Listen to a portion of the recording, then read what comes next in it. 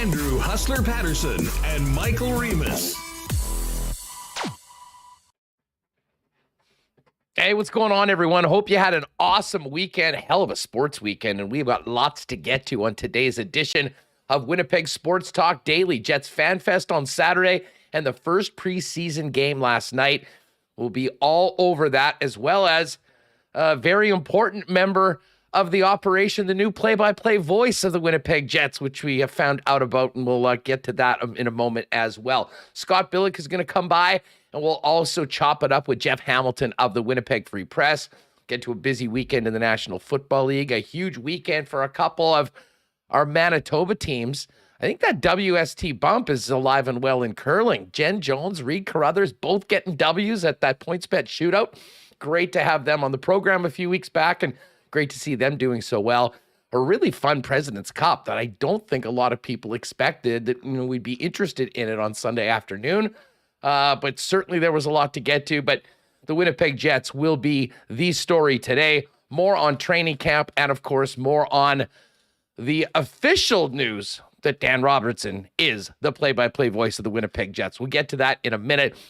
Big shout out to all the sponsors that make this program happen each and every day, including Coolbet, Princess Auto, Not Auto Corp, Consolidated Supply, Vita Health, Wallace & Wallace, Aikens Lake, Culligan Water, Royal Sports, F Apparel, Boston Pizza, Canadian Club Whiskey, Breezy Bend, the Nick and Nicky DQ Group, Assiniboia Downs, and of course, the great taste of our favorite local beer, Little Brown Jug. Let's get this party started. Welcome to everybody in chat. If you're new, make sure you hit that red subscribe button and join us daily, 1 p.m. live on YouTube. And subscribe to the podcast. You'll get the audio version of the show daily, just in time for your drive home in and around 3:30 p.m. Let's get Remis in here and get this going. How was your weekend, dude? Yeah, great weekend. I got out to FanFest on Saturday, which was a great time. I took my son there and the wife, so I saw some listeners. Took a couple selfies. It was a good time. And then we had NFL yesterday, and a bunch of it was good, Huss.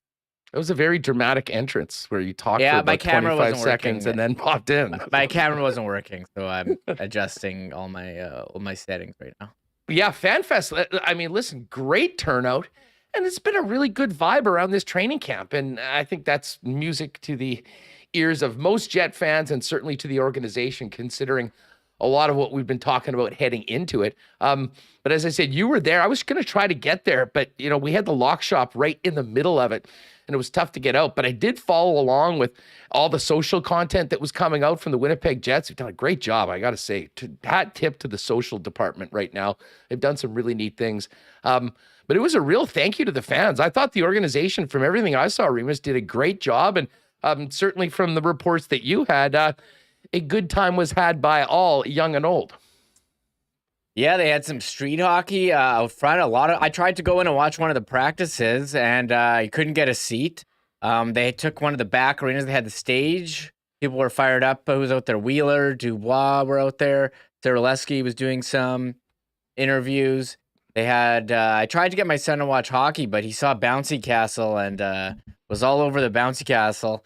You know how busy it was, Huss. They sold out of Jet Dogs like pretty early. I think noon. I was there by 1, and they had already shut down the Jet Dogs. So someone didn't order enough, Huss. That was a very hot item. Yeah. I think they were $5 at the event. I would have gone there just to crush a couple of those things. And great deal. The event started at 9, so maybe they were cranking them out, a few Jet Dogs for breakfast. No doubt about it. Speaking of this, listen, I want to get to last night's game and, of course, Dan Robertson. But just while we are on this FanFest topic and said Bouncy Castle, is there the video of you enjoying the activities at FanFest on Saturday? We're getting to it off the top. I thought we'd save it for You know what? We're already talking about it right now. I thought we'd save it for the end of the show. Make people stick around. This is our A material here. You just want to burn it right off the top. Everyone's going to leave after this. No, I have a feeling they'll stick around to actually talk about the games, the team, training camp, tomorrow's first home preseason game against the Ottawa Senators. But to conclude our FanFest discussion, before we get to Dan Robertson and whatnot. I think I'd like to see this, and I know the people with us live on YouTube would also like to see it. Okay, let me see if I can pull it up quick. So this was like the bouncy slide, and it's kind of big. My son's only 3 years old. We're like, okay, go up yourself. And I'm like, I can't go up on this bouncy slide. I'm from Winnipeg Sports Talk. I can't have people seeing this. And then he went to go up, and my wife's very pregnant, so she can't go. So I was like, okay. So I just carried him up there, and we went up a couple times. You know, he eventually was able to do it himself. But here, this is me going down. All right, it's all BS. He just wanted to do this over and over again, and luckily had a 3-year-old with him to make it look a little less suspect. All right, here we go. We're lining up. This thing was steep, man. Look how we crashed into that wall. There it is. What a performance by Remo and Evan at the at FanFest. Anyways, overall, awesome weekend. Great turnout. A lot of people looking forward to this upcoming season. Now, lots to get to on the ice, Remo, and we'll get to the game with Scott Billeck as well as Hamilton and a number of the topics as we get into sort of week 2 of training camp. But let's face it, the biggest story in and around Jets fandom was who is going to be calling the game and filling the huge shoes of one Dennis Billeck. And had a chance to see Dennis at the rink a couple days ago, and we had a little soiree for our pal Jim Toth on the weekend and got a chance to catch up with him as well. And like so many of us, I mean, I think we'd assumed that Dan Robertson was going to be the guy after he stepped away from the Montreal Canadiens radio gig.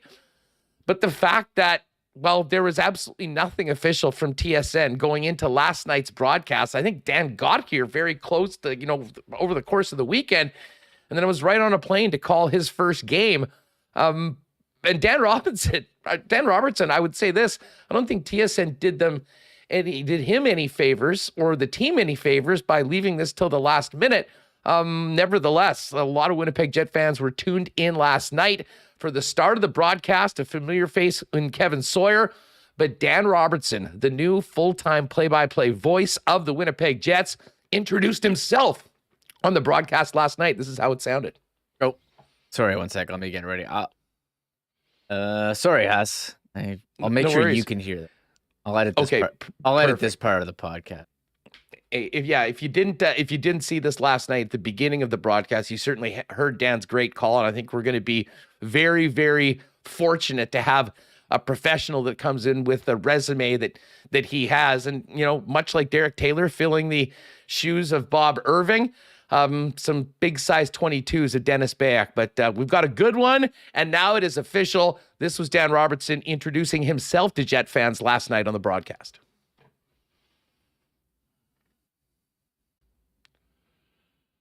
Hi, everybody, and welcome to the Jets on TSN. Along with Kevin Sawyer, I'm Dan Robertson. Today it is the first exhibition season game for Winnipeg as they take on the Oilers here at Rogers Place. And if I can, I'd like to introduce myself briefly. I am the new full-time voice of the Winnipeg Jets on TSN, and it makes me very happy to tell you that.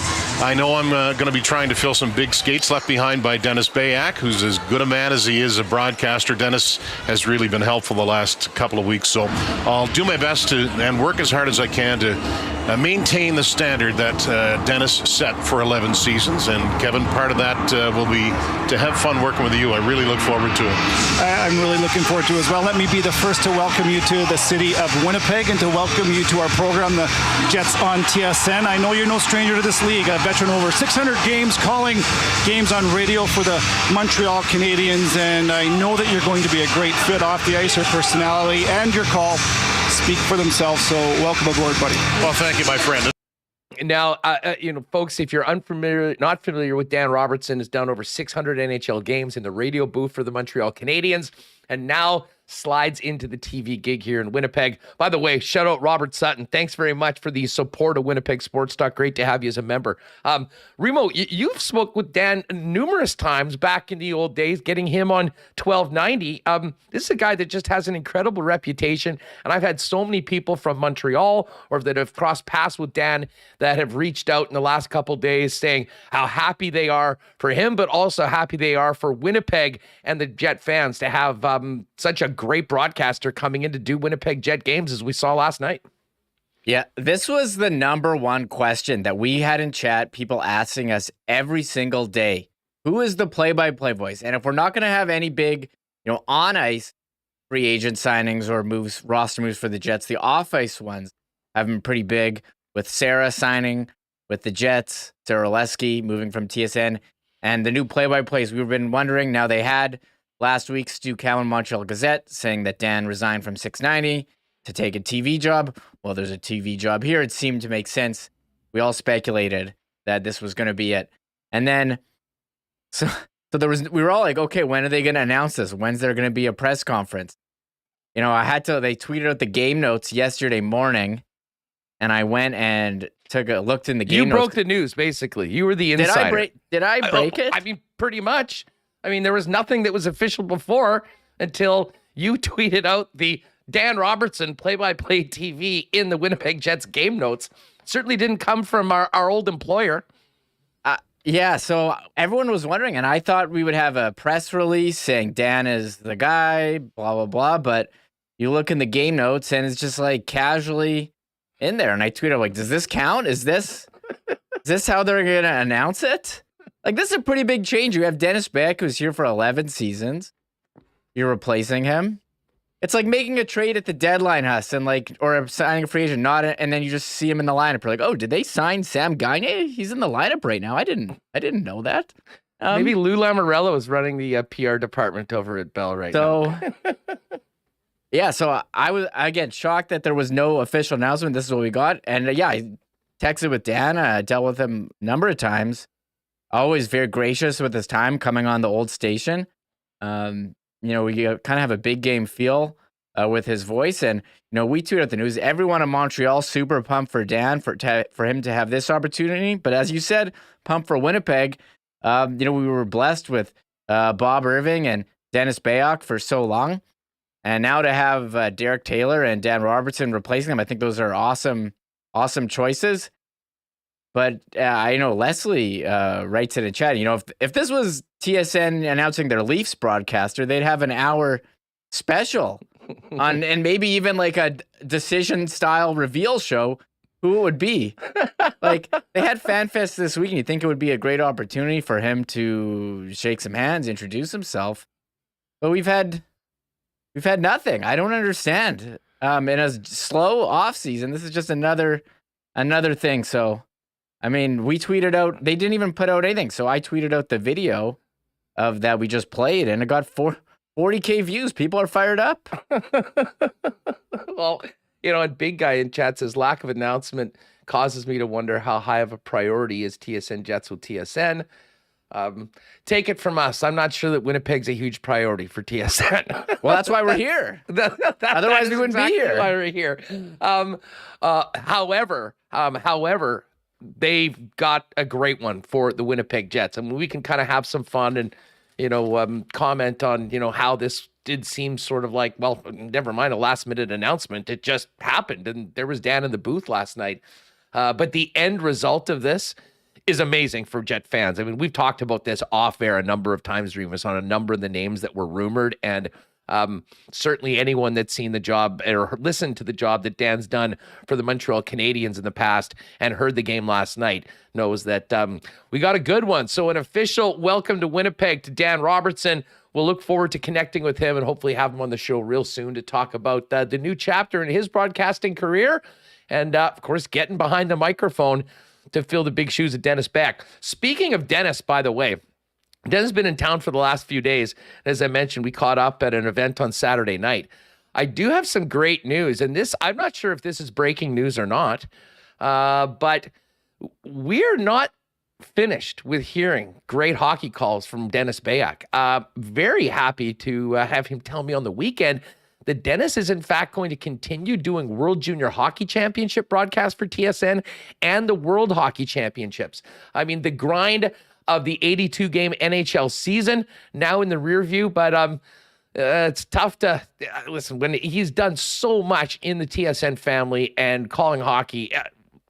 listen, I understand why he didn't want to continue with the grind of the full NHL regular season, but it's going to be a real treat, I think, especially for Jet fans to hear Dennis back in the booth come Christmas time in Halifax at the World Juniors, and then again next spring at the World Championships, Reem. Yeah, love when Dennis does the Worlds and World Juniors and World Championships. Nice to see. Yeah, I guess the last Jets season has tough on everyone, including the broadcasters. Just kidding. I guess after a certain time, felt it was time to move on. The NHL season, it is a bit of a grinder, as Paul Maurice likes to say. So I'm happy we'll see. I always, felt pride for Winnipeg. They were so lucky to have Dennis doing the play-by-play for so many years when he would do World Championships or World Juniors, and you'd see other people tweeting, "Wow, Dennis is a really good broadcaster," and I'd be like, "Yeah, he's doing the." That's why I think you loved watching the Jets game and the play-by-play voice. I mean, you're there all season, 82 games, not 82 on TSN, but however many they have rights to, 60 or whatever, close to 70, I think. So you do feel a connection. It is important, and we had that connection with Dennis for so many years, and now Dan is going to take over, and I'm looking forward to seeing this year.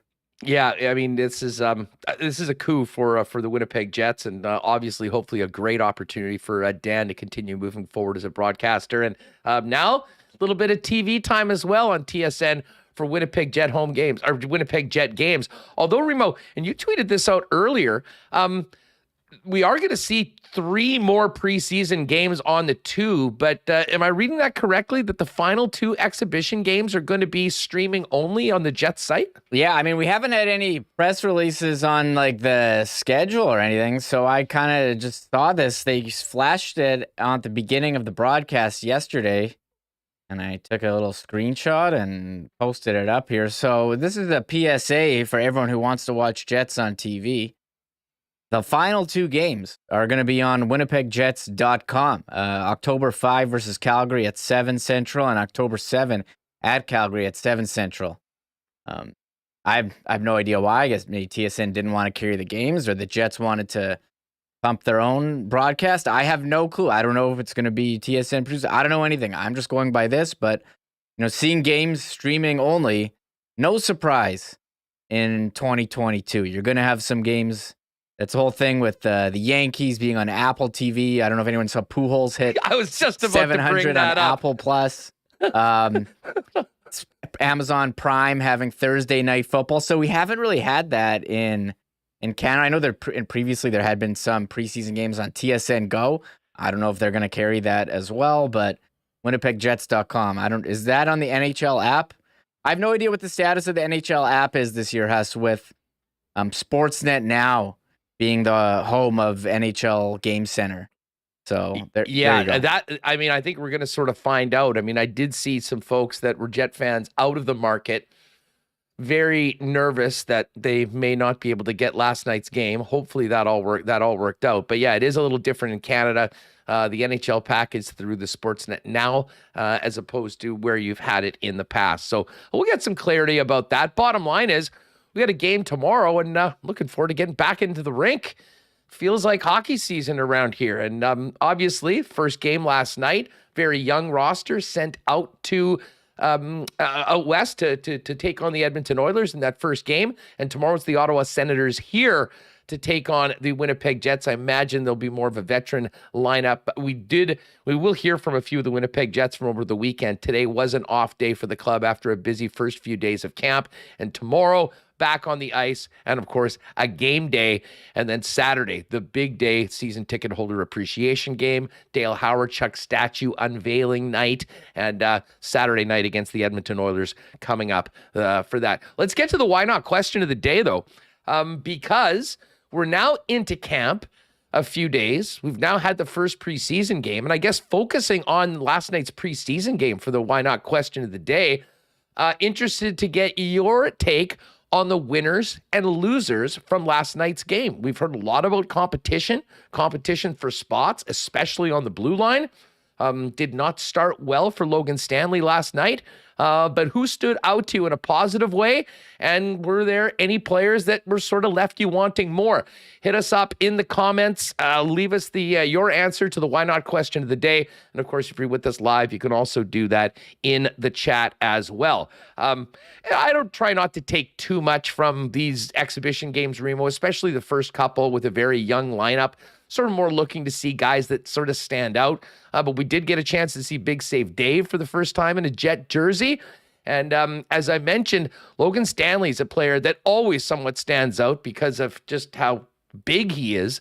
But unfortunately for Stan, he stood out in the wrong way a couple times last night. And, you know, if everything that Rick Bowness has said is the plan, nights like that are not going to help a young defenseman that is in a real dogfight for playing time and a spot on the roster when you consider Ville Heinola and Dylan Sandberg in the mix, as well as Capobianco, who actually looked quite good yesterday, to get on the club. Yeah, I got the roster on the screen here. I'm just reading the chat. Some comments saying who stood out. David Rittich giving up 4 goals. Logan Stanley, the free pizza. I see a free pizza reference in chat on the first one. Took a penalty. Shout out Claude Noel. Took a penalty later on. But I see some people saying David Gustafson looked like he belonged in the game. And we know the injuries he, had to battle through last year. He's looking to be healthy, and he's got that, fourth line spot penciled in right now. So enjoying all the comments here. And look, this was, I don't know how much you can take from preseason games. Like, look at this roster. It's not exactly a veteran lineup. You do have a bunch of young guys. I mean, McDavid didn't even play for Edmonton. I read somewhere they had 8 preseason games. Seems like a lot. The Jets have 6. So it's early. I don't think you can take too much, but you have some guys. When you're battling for that 6th, 7th defense spot. Seeing Logan Stanley have a couple turnovers, penalty after getting burned. Certainly not ideal. I know guys we talked about last week who we thought were really big in person, Saku, Maenalainen, and Kevin Stenlund looking pretty solid yesterday. So, and also who else? I see some people pointing about Johnny Kovacevic in chat. They liked him. So we'll see what happens with the roster on Tuesday against the off-season champions. Who knows who they're going to bring in? But I don't think you can overreact. I mean, it's fine to come here and overreact, but I think you got to stay. That's the whole purpose of this space, a full-fledged overreaction that's for why everything we're here. that happens and whatnot. And, of course, in the chat, I'm just looking to see Turt Ferguson said the winners, Gus Melanoma, I believe it's Melaninen. That must be autocorrect. Yeah, that could be autocorrect. Stenlund, Capobianco, tough nights for Stanley and Tony Nato last night. I'm with you on Gus. I thought he looked ready. Oh, what can I say? He looks ready for a role in the National Hockey League, and I'm very much looking forward to seeing what he can do. And Remo, I've got to say, I think I am now a Stenny guy. Ever since the Stenny and the Jets signing and the tweet, but I mean, I got to tell you, watching him throughout camp and last night, he certainly stands out with his size, and he had some good looks last night. And that's exactly what you want. You'd love to capitalize on them, more so in the regular season than the preseason. When you're battling for a job, every shift matters. And I'll say this, both out at the Iceplex and on the ice last night, seems like the Jets have a pretty interesting player in Kevin Stenlund, whether he starts with the Manitoba Moose or can be a depth player in Winnipeg. Yeah, he played some NHL time in the past. He's battled through injuries, and I agree. When I was at Iceplex, he was definitely a guy who stood out. He has size. He did also looked a lot like Blake Wheeler in terms of being, a kind of tall, skinny guy, had the long hair, not number 26, but number 28. So, bigger guy, they do need that. So maybe he's a guy who plays. Ken wrote in his column today that maybe Stanny plays more of a depth role. And yeah, the Stanny and the Jets tweet from the summer when we're waiting for something to happen, and you're kind of like who, but seemed to worked out for them yesterday. Well, we're gonna get to it all with Scott Billeck on all the Winnipeg Jet topics a little later on. we will get into the National Football League. Some big upsets yesterday, and I'm already hearing you in the chat. I know Chiefs lost. That was oh my God, that stunk. But so did the Bills. Chargers got murdered at home by the Jags, and oh man, some big injuries to talk about, particularly with the LA Chargers. So we'll get to all that coming up in a few minutes. But listen, just before we bring in Scotty, a big shout out to our friends at Consolidated Supply, our newest sponsor. Great to have the guys on board.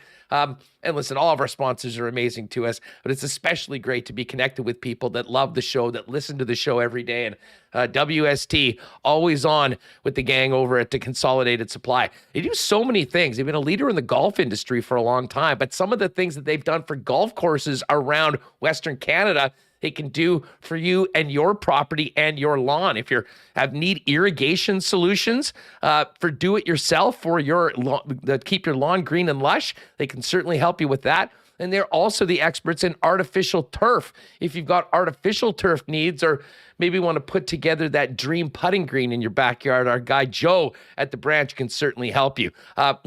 Golf carts and carts for all sorts of things. I mean, it's more than just golf. I mean, they're the club car dealer.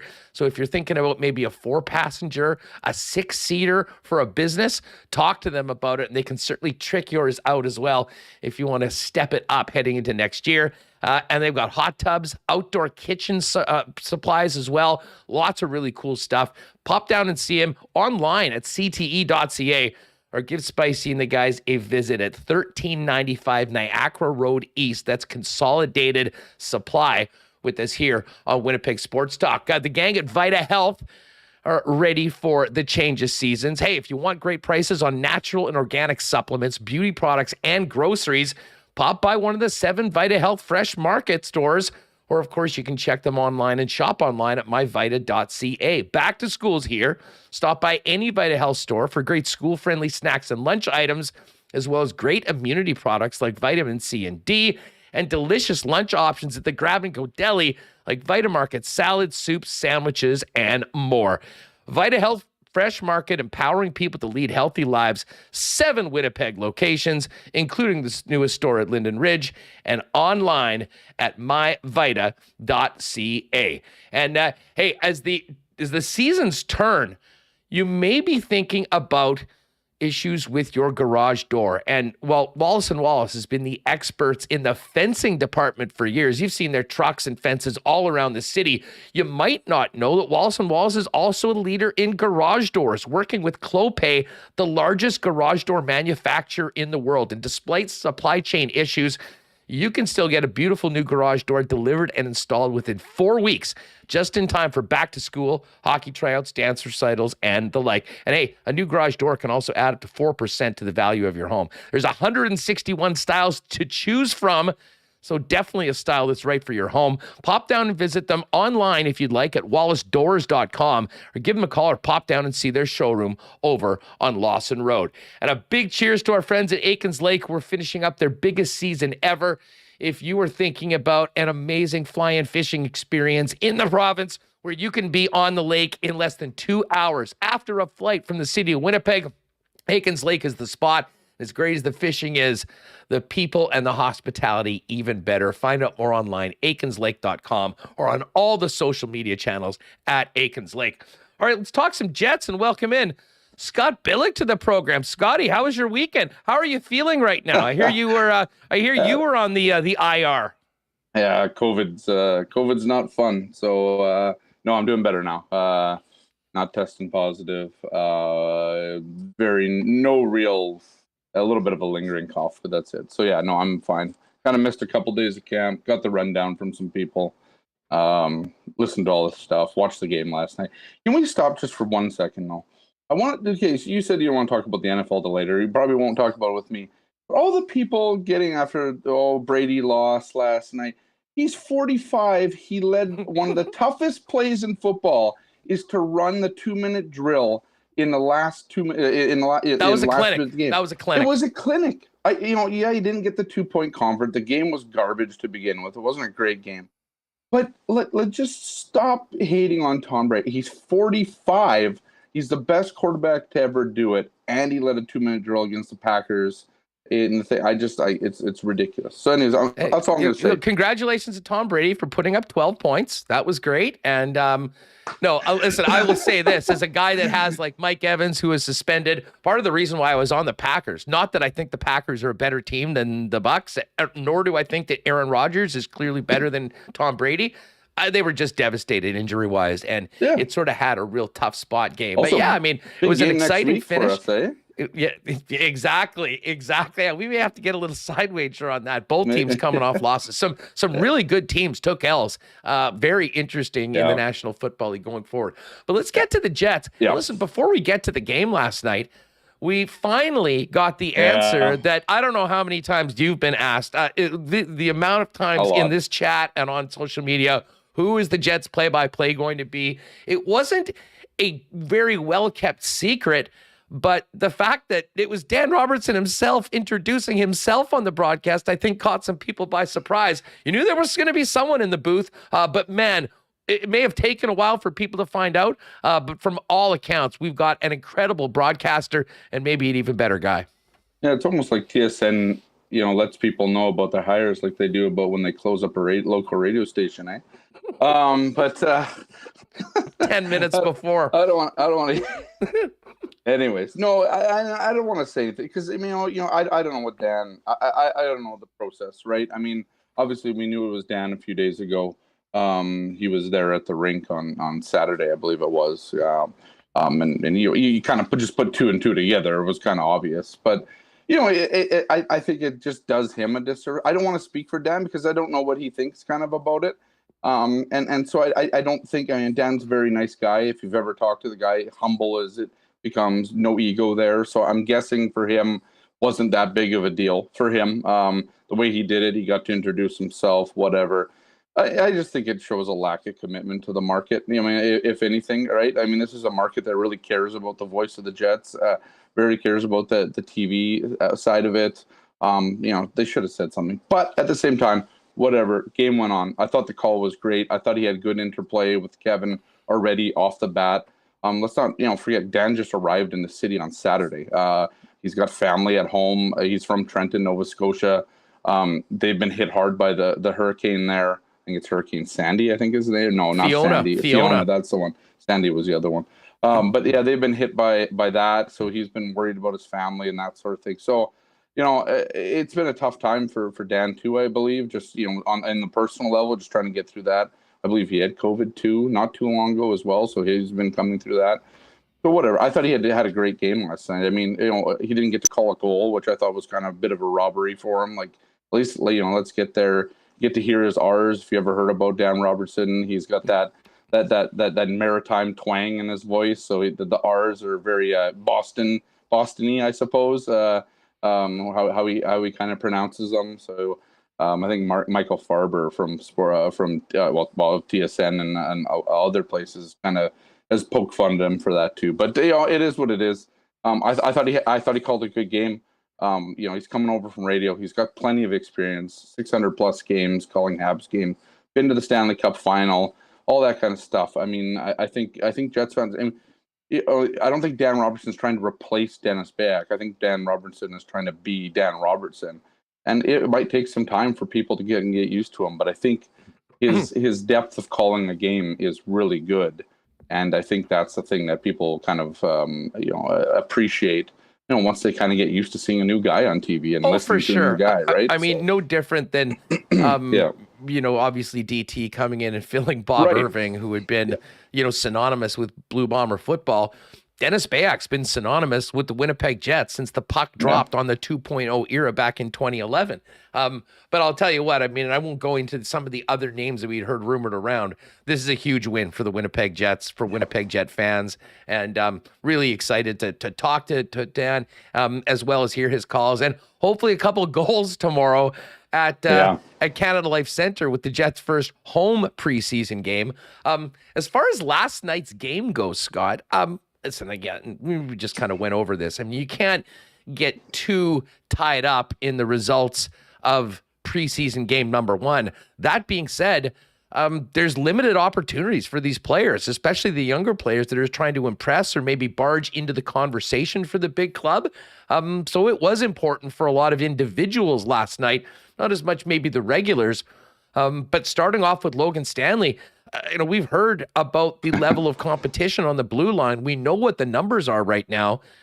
And I got to say, if Big Stan wants to be on the roster and in that lineup, I'm definitely going to have to tighten it up. He had a rough start to the game last night, and it didn't get much better for the big guy. Yeah, I mean, a free pizza right in front of the Pizza 73 sign, and they're out there in Edmonton. I thought that was perfect, right? I mean, Pizza 73, if the listeners don't know, it's kind of the Alberta's kind of 222, like a Pizza Hotline, essentially. Yeah. It's better than Pizza Hotline, if we're being honest. But maybe that's just because I've had way too much Pizza Hotline and not enough Pizza 73. But either way, this isn't an ad for either of those places. It's just, I thought it was funny that he kind of just gave it away, a free one right there. And it wasn't that like, I mean, essentially that's the giveaway that led to the goal. I mean, it was 40 seconds into the game, I think 41 when he scored, when I think it was Nima Leinen. If I'm saying it right, that scored the first goal there. But yeah, that's a tough game for Logan Stanley. You expect the veterans to come into the game, the guys that have played NHL games, to come to the game and be ready, regardless of how long it's been since they played or all that stuff. You just expect a different level, right? I get there's also the part of it too, because people are on Pierre-Luc Dubois saying he didn't have a great game last night. I think there's guys like that too, and maybe Logan Stanley fits into this category as well. Guys just don't want to get injured either. Not a lot of guys, veterans, but Logan Stanley's not much of a veteran either. I mean, that's the other thing. Like, he's got to make this team, right? I mean, Logan Stanley's he's in a very battle. different situation than Pierre-Luc Dubois is right now going into this year. Exactly, right. And so he didn't stand out in a good way. I mean, I had one person tweeted me, he stopped a backdoor play, sure. But he also gave up the goal in the game that stood as the game winner. And this is the problem with Logan Stanley, is that his defensive game has never been, adequate enough for this team. And, we can talk all we want about team defense and that sort of thing. I thought other guys, like I thought Declan Chisholm and Kyle Capobianco, those two last night were the guys that stood out. I mean, I saw a Capobianco who's played almost as many games, I think, as Stanley has, who looked like he understood what Rick Bowness is trying to accomplish here, getting up in plays, being the defenseman. Our DR coming is the is the phrasing of that horrible phrasing. But I thought he kind of went and did those things, Capobianco. So, and same with Declan Chisholm and even Leon Gwanka. I know Leon Gwanka got a little bit of hate at the end in the third period there. He was gassed at the end of that shift and kind of got picked by the referees or the linesmen there. So that's a tough one for Gwanka. But, I thought those guys showed a lot better than Logan Stanley. Again, I think there should be a certain level that Logan Stanley is supposed to be at, and I don't think he was there last night. I think it bodes well for tomorrow if we're going to see Heinola or Samberg or any of those guys. I mean, this is their opportunity. Like, this is the thing. These guys got to take their opportunities. I thought Kevin Stenlund played a great game last night. I mean, you guys were talking about it a little bit before, and he seemed to be. I wrote too Blake Wheeler light. Kind of a young Blake Wheeler light because he's a lot better than Blake Wheeler does now. But again, for Kevin Stenlund too. I mean, at some point you also need to score, right? And get that nice open shot in the slot. Kind of put high and wide. There's all these types of things. I mean, we're looking at one game here. I thought Kevin Stenlund now has a good base of what, Rick Bowness can look at, and this is how this guy plays. I thought that whole line was really good last night with, I think it's Leinen, if I'm not saying it wrong, Leinen, something like that. This goes with Saku. He's the only Saku on the team. Right, for sure, yeah. So his last name is being auto-corrected to melanoma in the chat right now, so we can just go with Saku. Brilliant. Big number 8. He is a big. Both of those dudes. Those are big dudes. They really are. I mean, we were talking about how Stenlund sort of stood out, and he created and was there. I mean, obviously you'd want to finish, as you just mentioned. Yeah. But they were all over it, and I got to tell you, I mean, Metalainen sort of stuck out to me in training camp in the first couple of practices, and it seemed like Rick Bowness was paying close attention to Metalainen because there was a couple of occasions where he went in, was talking to him about some, it was basically some teaching moments with a new player to the organization. So I thought those guys acquitted themselves very well. And let's face it, I mean, the opportunity is there in the bottom six for a guy to show up and earn a job. The blue line is different. And I'll say this, even if you think, and I'm not suggesting that this was the case, but even if you want to have the take that Logan Stanley was the incumbent and had to be beaten out for that sixth spot on the blue line, I don't think there's any doubt that, early on in camp and last night, he's opened the door a little bit for some of the other younger players that are looking for these opportunities. It's going to be on him to make the most of the next time he comes back into the lineup to be better, but it also makes for a very interesting lineup tomorrow at home for the Winnipeg Jets, and how Dylan Samberg, how Ville Heinola, and those young players acquit themselves when they do get the opportunity to take the ice wearing the jersey. Yeah, exactly. I mean, this, so Logan Stanley has a bad game. Well, I mean, the other two that you just mentioned there, Heinola and Samberg, they could come out and have bad games too, and we're back kind of at square one, right? I don't expect that to be the case for either of those guys, because I think there's a lot riding on for these guys. I think both these guys want to play in the NHL, and I don't think that's the case. I don't think that's not the case for Logan Stanley. I think he wants to do it too. I just think, there's more upside for the other two, and it'd be interesting. We're learning a lot about Rick Bowness, kind of how he wants to play his guys, how he wants his guys to play. And, if you think of like a guy like Ville, not the biggest guy in the world in terms of his stature, but a guy that's willing to move up and press up the ice and kind of get to that 40 goals from defenseman goal that Bowness wants. I mean, it seems like he's like the guy that that's exactly the guy that you'd want on this team. There are the defensive deficiencies for Ville too. I mean, we saw it against the Flyers. I have a bit of a different opinion on that Flyers play.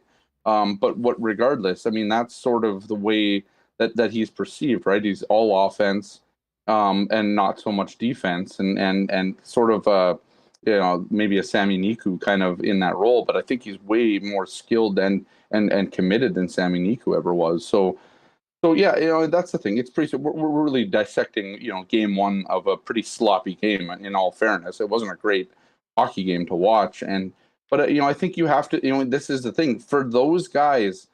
That could be the one chance to stand out. The Stenlunds, the Melaninens, the Christian Reichels. Again, I thought that line was great for the team last night. They played really well. So I think again, we look at these games as nothings, but for some of these guys, it's kind of their everything right now. And you mentioned Reichel. Their point. I'm glad you brought Reichel up, because I mean, we've talked about Gustafsson, and with the losses of Stastny and obviously the trade of Andrew Kopp, although we're waiting to see Morgan Barron, who's been out for a little bit at the beginning of camp.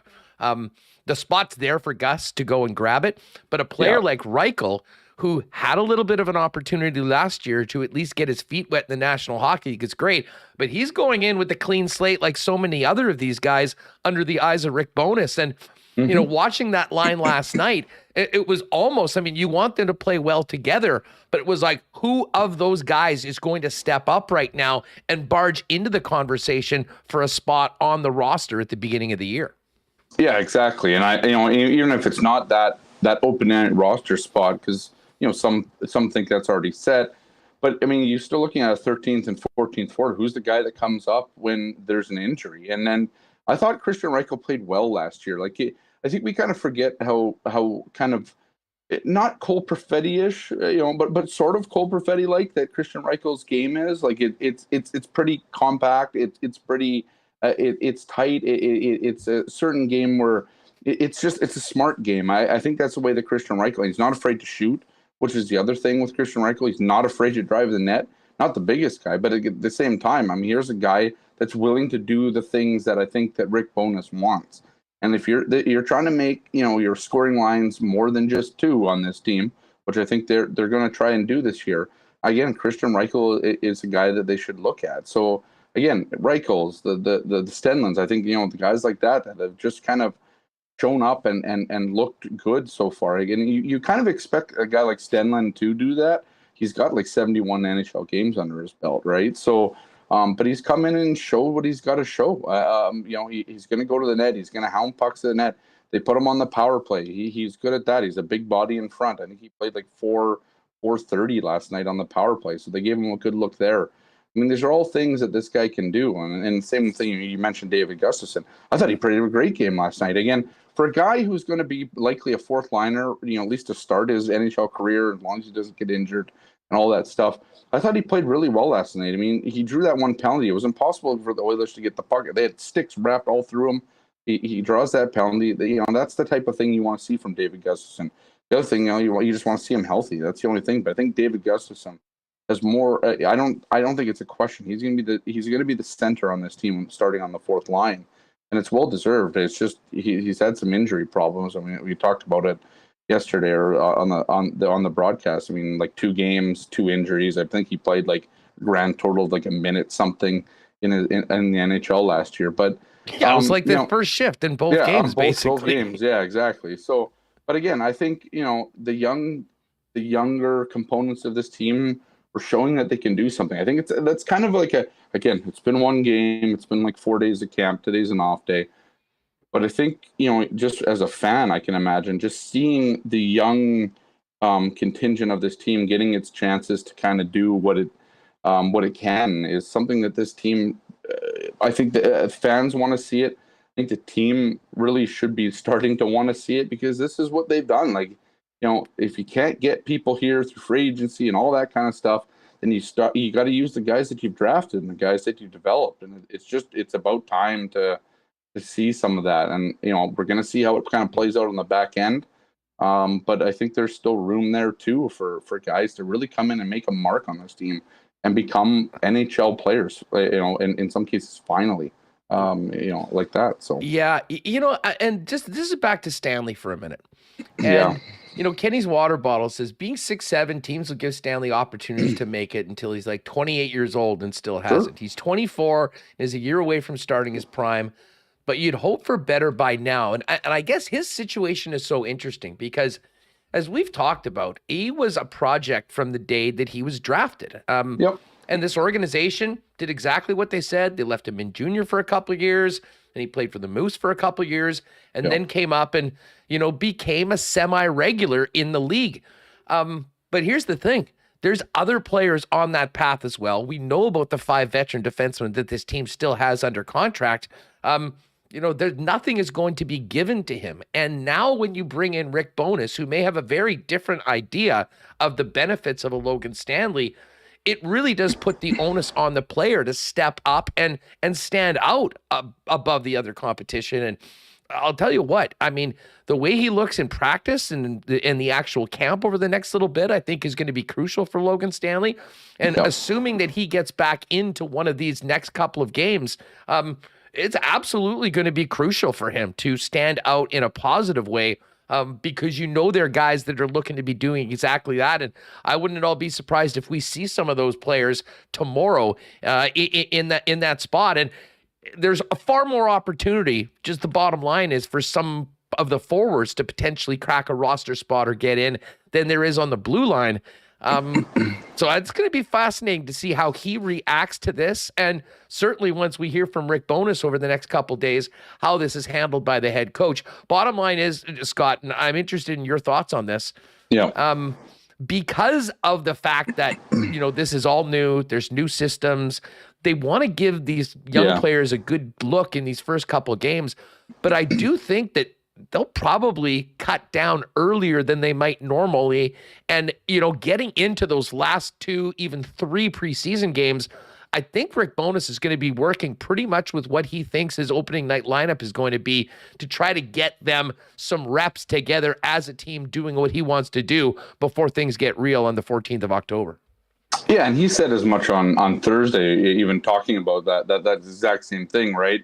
After 3 games, I believe is what he said, is he kind of wants to get, his roster kind of down to what he wants it to look like. Because, as you said, this team, with the veterans just as much as anybody else, are working on the exact same system. And there's not a lot of time here to kind of, it's a tough balancing act, right? Like, you're trying to juggle evaluation at the same time as implementing a new system and trying to get a team ready to be successful within that system at the same time as trying to also see if you have some young talent that can also come into that system and play it well.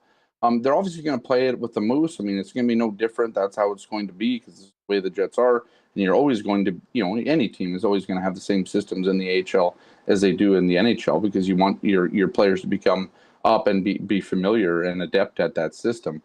But you're right. I mean, there's not a lot of time to make your mark right now. And so tomorrow night's game, I expect that we see Dylan Samberg and I expect we see Ville as well. That's the time to make it. I mean, if you want to make a gap, I mean, today is the day. You're sitting there at home if you're Ville or Dylan, one of those guys, and you're like, yeah, I mean, tomorrow I got to go out and bring it, and there's no real, there's no two ways about it. That's what I got to do because I can now create. Even if I'm one of those guys, you're thinking I can now create some separation in Rick Bonus's mind about, hey, I can take this spot, I can do this.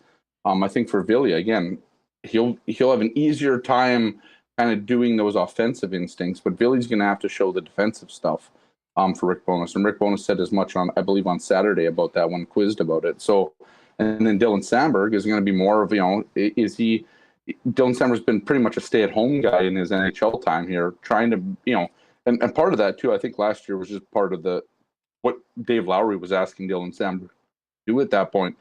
So, it's just one of those things where I think I'm just hearing Jeff there, but yeah. So, anyways, I can see him laugh. But yeah, no, I just think, I think these next games, it's these two games that are left now for some of these young guys to make it, and that'll separate whoever's left. I'm sure they're not just going to break it down to 14 forwards or 7D and 2 goalies or whatever right after game 3. There'll still be some guys looking to show in those remaining 3 games. But again, it's going to be who can show it in these 3 games that can then take the next step in those final 3, getting ready into that October 14th game against to start the year to play the New York Rangers there. Hey, just before we go, we saw Big Save Dave Rittich make his first start last night. I thought he was pretty good for the first couple periods, and obviously things got a little away from the team in that third. But Scott, next couple of games, you spent a lot of time about giving young players opportunities. How do you think things will work in the next couple of games as far as the net goes? Because you've got the Finn, you've got Holm, and Mikhail Burden. I mean, obviously those guys are all in the mix for the Manitoba Moose. But without an ECHL affiliate, it's going to be very interesting to see how those goaltenders acquit for themselves in the preseason and what the organization does for the 2 guys that'll be getting the reps with the Moose. Yeah, like I assume, Connor Hellebuyck gets 1 game, maybe 2, but I'm guessing just 1. But I don't know. That's a good question, actually. I mean, if Connor Hellebuyck's going to play, he's going to play only in the home games. I don't think he's going on the road. So, I mean, if you're going to see him, I bet he plays Saturday night for the hair. Yeah. I think the lineup on Saturday is going to be maybe the first time we'll see the group together as we should expect it for first game. That's game 4, right? Because you have the Thursday game in Montreal, and then obviously tomorrow night's game is game 2 against Ottawa. I think you're going to see Arvid Holm because I think Arvid Holm has become, you might see Burden, but I'm sort of wondering if Arvid Holm is now the next guy in the line. I mean, I think there's Mikhail Burden. I'm not sure he's necessarily going to be the backup for Connor Hellebuyck of the future. I'm really interested in Arvid Holm. I think they like his size. I think they like the way he moves in the net. I think he's going to get a lot of more games for the Moose this year to show what he can do because of the ECHL issue and that sort of thing, as you said. But are they going to give Dom DiVincentis a game? I think he deserves one. But again, this is part of this training camp, which is kind of weird because again, it's such a difficult balancing act that you want to see a lot of guys, but you also want to make sure that they're playing well and that they get some time. But you also want to make sure that your starters and all that are ready to go. David Rittich probably doesn't need any more games. He probably gets another one anyways. I think he played, again, I'm trying to be quick here. He played a fine game. He got hung out to dry in the third period, and that's the way it was. Almost all the goals were just defensive mishaps and breakdowns that happened. Let's be honest, Dave Rick hasn't played in a while either. So, I didn't think he was bad. He made 22 of 26 saves. It is what it is. Stuart Skinner was better, but I didn't think the Jets had the same type of chances either. They just weren't giving the puck away the same way. So, again, I don't think there's any issue with David Rittich yet. Again, game 1. I mean, that's all I got. He's a veteran. I mean, of all the guys battling Yep. for spots, I mean, the backup goalie position Yeah. is not one of those right now. But it is going to be interesting, and I think we'll get maybe some tells from the organization over these next couple of exhibition games as to how things might look in the Manitoba Moose net. Scotty, glad you're feeling better. Thanks for doing this, and look forward to catching up later on in training camp with you. Yeah, for sure, man. I appreciate it, Huss. Thanks again. Good stuff. There is Scott Billeck of the Winnipeg Sun. Hammer's in the green room and ready to go. Before we do that, a big shout out to our friends at Not AutoCorp. Don't forget, why not question of the day? Hit us in the comments. Winners and losers, in your opinion, from the first preseason game last night.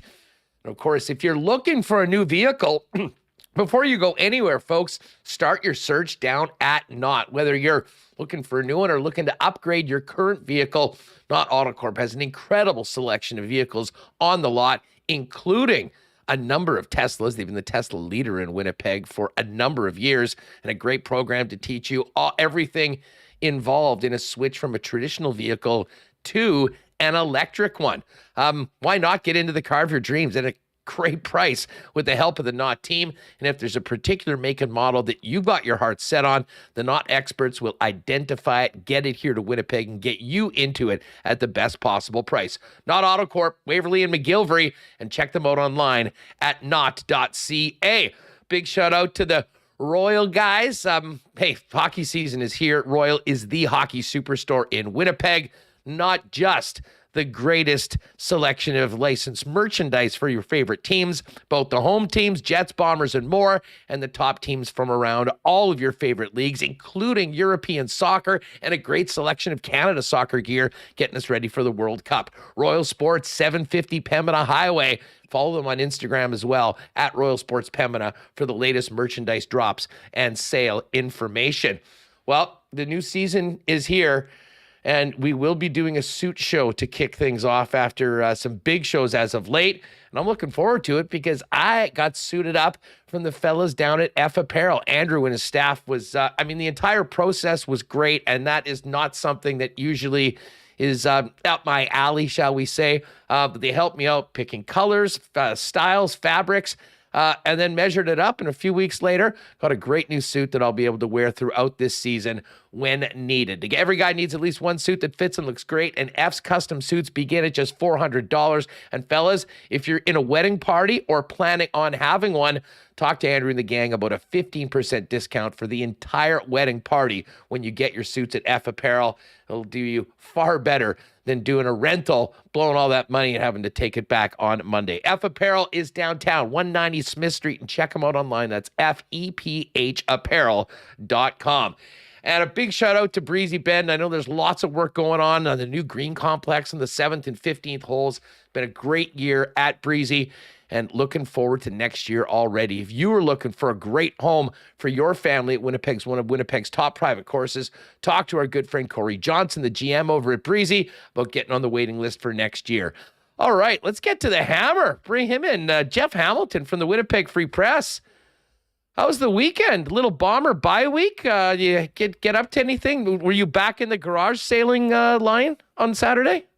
No, I wasn't. I feel like the weather hasn't cooperated. Actually, it wasn't that bad this weekend, but I just had a busy weekend in general. It was Jets camp this week, as you know. So Friday night Jets. Then Saturday, I went to Nuit Blanc. Am I pronouncing that right? You aren't. Nuit Blanche, no. I believe. Blanche? Is it Blanche? Is the English version? Okay. Were you performing at one of the art installations, or were you there as a consumer of the art of our beautiful city? I was a consumer. I was a walking piece of art, but I was a consuming art at the time. But it was excellent. It was really great to see lots of people downtown. I haven't walked around. I haven't walked around downtown the way I did on Saturday night. I would argue in ever. And as a proud Winnipegger, I say this with the utmost respect. I felt like I was in a different city. It felt like a lot of the places I'm fortunate enough to visit. Montreal, places like Toronto, where walking around downtown with mass groups. is kind of, the norm. Whereas we know in Winnipeg, there's some great spots downtown. There's no doubt about it. The Exchange is awesome, and there's certainly a great restaurant scene, but very rarely do I find myself in packs. And on top of that, the weather cooperated. So that was awesome. And then Sunday was Winnipeg. I got a chance to take in the Rifles game. On TV. I wasn't at IG because I had to cover the Jets game later on that evening, but that was an ultimate sports day that didn't count Bombers. So, Winnipeg had the Bombers had the week off. Other teams didn't, and coincidentally, neither did I. There was some great football going on with the Bombers on the bye. You mentioned that Rifles game, tough loss for Winnipeg, and a big win for the Bisons in their homecoming game. Now getting to 2-2 after a tough start, but high expectations for Brian Dobie's squad, and looked like a great turnout of alumni for a big brunch beforehand. Great to see the Bisons doing some good things and getting back into it after a bit of a tough start. We'll talk Bombers for a little bit at the end, but let's focus in on the Winnipeg Jets. The biggest question, as we talked about off the top of the show, for fans was who the heck's going to be calling these games. We found that out. Dan Robertson here. I think Winnipeg Jet fans are going to really, really enjoy his calls. By all accounts, as good of a guy as he is a broadcaster, and that is high praise. But as far as the game last night goes, Jeff, as we were just talking with Scott, there's very competitive business, and there's limited opportunities for some spots on that roster. And, for players like up front, like Menelainen and Stenlund, I think they really wanted to get a look at those guys. But on the blue line, starting with a guy like Logan Stanley, there has to be a real sense of urgency to stand out and show this new coach that you belong, because as we mentioned, you're going to get down to the final 3 exhibition games out of a 6-game schedule. And I wouldn't be surprised if Rick Bowness is going to start leaning on what he believes is going to be his roster for opening night. And that's putting guys that are somewhat on the bubble, especially on the blue line, in situations where you got to make the most of your opportunities. And for the big guy last night, that did not really happen. I appreciate you not asking my opinion about the Dan Robertson late announcement. I had practiced my rant in the mirror, so I won't do that. But great call, great person. I haven't had a chance to meet him, but great call for sure. I thought he had a great debut. But yeah, I think you're bang on. I mean, I think if you look at camp and the way it's scheduled, I think they have maybe 1, maybe 2 more games before I think the plan is to chop it down to single sessions and to a much more manageable group. And I think when you look at last night's game, I mean, geez, what a snooze fest, right? I mean, how can you really say who looked good in a 4-0 loss where they didn't score goals? They didn't really generate much offense. It was still better than the football game last night too. Oh, absolutely. I mean, that's true. That was kind of the blessing in disguise, was having to cover that game and then do work afterwards. So I didn't have a chance to watch as much of the NFL game, but I thought consider yourself lucky. You know what? It's interesting. I think everybody's in a tough situation, right? I mean, not just the new guys, particularly the new guys, but even the veterans. I mean, they all there's going to be some massive discipline here in preseason, to the degrees that we've never seen this club. Because a lot of the times, you want to institute, your systems, or you want to perfect them. We've obviously had Paul Maurice for years prior to this season. So it was kind of a familiar setting for everyone, and this year is completely different. It's way more attention to detail.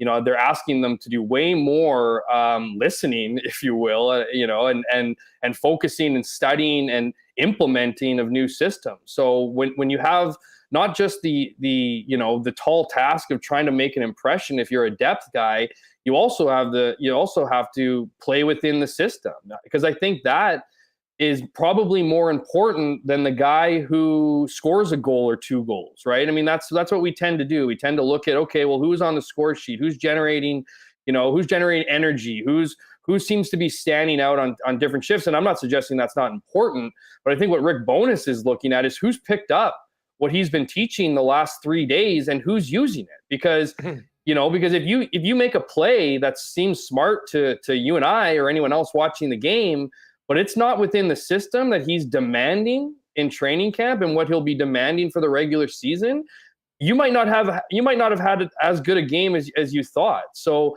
I think that definitely led to the sloppiness, beyond the fact that it was the first preseason game, which is always an ugly one to watch, particularly on the road and particularly with an inexperienced lineup. But at this point in time, I mean, that's just a lot to ask, but that's the situation that the Jets find themselves in. And if they want to be successful this year, and if the bonus effect is really going to have what I think many fans are hoping to, with a pretty much identical roster, if not worse roster than last season, we're going to have a pretty painful preseason of watching here, because it's going to be less about the victories and wins and more about making sure you're on your P's and Q's when it comes to all zones, all new systems, all of which are being introduced just this past week.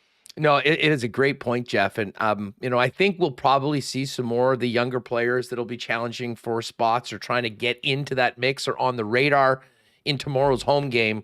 You'll probably see a last chance for a few of the players before the Moose Open camp in Montreal on Thursday. And like I mentioned to Scott, I mean, I'm sort of expecting that we'll see a close to opening day lineup on Saturday night. And I think part of that also is what the Jets are doing, a season ticket holder appreciation game, all the special guests coming in for the Howard Chuck statue unveiling. That'll be a night that they really do want to put their best foot forward.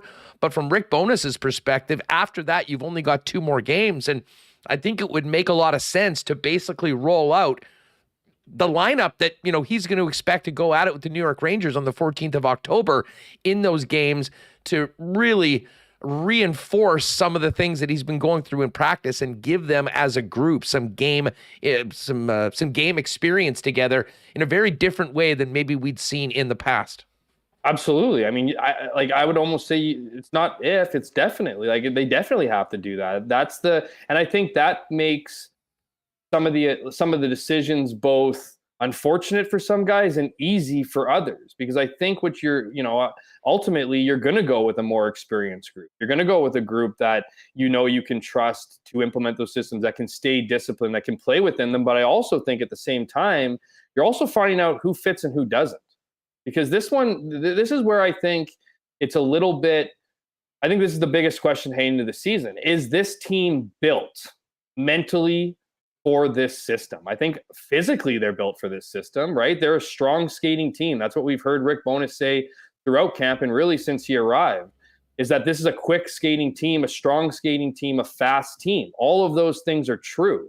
What's been difficult for this club, particularly under systems of Maurice and then Dave Lowry, is the mental side, where giving up on a certain system and going back to your own way of playing or your own instincts, this is going to involve a massive commitment from the beginning, and it's going to have to be everyone pulling in the same direction. So you can't really do both. Assess the younger guys, give them, Rick Bowness is saying we're going to give everybody a good look. I don't know if that's possible, with what they want to do, because you need to be getting everybody involved, you need to get the group that is going to be fighting for positions or earning positions a great opportunity to learn the systems, to get them down packed, to make the mistakes that they're inevitably going to make during preseason, in which they can't make come October 14th, the New York Rangers. This team cannot afford a slow start to the season. They can't have these growing pains. Now, there's going to be some, to be sure, but that's the goal, I think, of this training camp, is to minimize those as much as possible heading into that first game. Because again, this is a tough division they're in. This is a lot to ask of them. And I wonder if this team has the ability to stay true to this system. If they, because you're going to have to buy in as much to the system as you are to the man in this situation, because Rick Bowness's biggest job is to convince everybody that this is winning hockey, that this is going to be the recipe for a turnaround. And what I think has been the knock on this club for years is when things don't go well, or when things go off the rails, it rains, it pours with this group. So I think that's going to be the big thing here, is that this team needs to remain committed to it. They need to go through these growing pains. And the unfortunate part is, if you're not fighting for the 6th, 7th, 8th spot on defense, or the 13th, 14th spot on forward, there's really no time or patience to hold your hand when there are other guys who also need to learn it. They're going to have a much bigger role with this team moving into October. Yeah, no, and as Rob Mahoney just said, Jeff hits the nail on the head. It takes commitment to sustain that aggressive check for 60 minutes. And, I think it will also test the fortitude or the will of the club, and how much they've been buying in, because let's face it, nothing's guaranteed. They do have a pretty tough schedule right out of the gate. And if the results are there, it's easy to continue to, okay, guys, see, this is working. Let's go forward. What will be interesting, and hopefully this doesn't happen, but if they do have a tough start and they're struggling with some of these things that Rick is implementing, the ability to stay focused and continue to do it, will be a big test of, I think, a lot of the personnel on this hockey club, because there's no guarantees that if you make these changes and you buy in and you play that way, that you're going to get wins right out of the gate. We keep hearing that this room is tighter than people suggest, that the guys all like each other, that 14 guys went to Josh Morrissey's wedding, and there's the Banff trip coming up here and all that stuff. I mean, it takes a lot. I mean, that commitment is massive. It's massive. It's a commitment not just to the systems. It's a commitment as much as anything to one another in that locker room, that it's not about individual stats. It's not about individual, points and production. Because guess what? There's a handful of guys here that are going to be looking for a new contract in a year's time, and they're going to be asked to play a style of game that they might not A, like, and B, certainly aren't used to. So if you can convince all those guys, I mean, that's part of the reason why I think Pierre-Luc Dubois played last game. Like, I was thinking to myself, as I'm making these lists of observations, I'm thinking, holy smokes, this guy seems really disinterested on some shifts. And then I'm kind of like, why is he playing in this game? Like what is happening here? And I don't put a lot of stock into some of that, but the commitment needs to start now. If you're asked to play an aggressive style of hockey where it's A to B, back and forth, quick transition, really aggressive team, you have to be a start and stop hockey team. And those are hockey fundamentals. That's the reality of the situation here. If you're going to play this kind of system, you need to be sure that your hockey fundamentals are down pat. Because if you're not playing within that structure, you've already lost out on this. Because we've seen this before. I mean, Paul Maurice tried to implement a very similar style to this team a few years ago, with being like, everyone doesn't need to finish their body checks, but everyone needs to be on the puck, equally. And that just never came to fruition. That just never happened. And Connor Hellebuck, definitely covered off a lot of those blemishes. But really, over the last couple of years, this team's been asked to play defensive hockey. They just haven't listened or been as committed to it as they need to be to execute it. And I'm wondering, really, and all the early signs are there, right? Everyone's there to learn. Everyone, it's a new environment, and you can feel it. There certainly is that element where everybody feels like everyone's coming in to learn a new thing. It's exciting. How exciting that will be in a few weeks, or more importantly, a couple months, I think will tell the tale of this team. And it starts at camp and leads into the regular season come October 14th. No, it's a great point. Jeff Hamilton's with us from the Winnipeg Free Press. Give us a sub, folks, if you haven't already. Hit that red subscribe button and make sure you're joining us daily live on YouTube at 1 o'clock p.m. And, of course, if you're subscribed and you missed the live show, just pop into YouTube afterwards and the freshest Winnipeg Sports Talk content will be there. And, of course, for the audio listeners, you can also get Winnipeg Sports Talk fresh every day just in time for your drive home by getting subscribing to the podcast wherever you get your favorite podcast. Hammer, you mentioned Dubois, and it's funny that you brought that up. I mean, he was the one vet that sort of made the trip. Mason Appleton, Dylan DeMello. There are rules that, you have to have X amount of NHL players with a certain amount of NHL experience.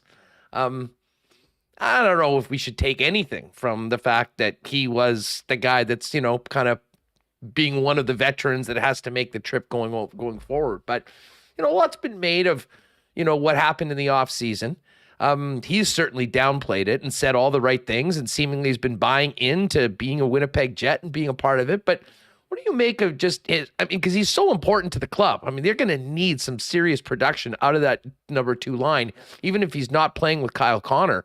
And And then, of course, there's the question about what happens at the end of this year.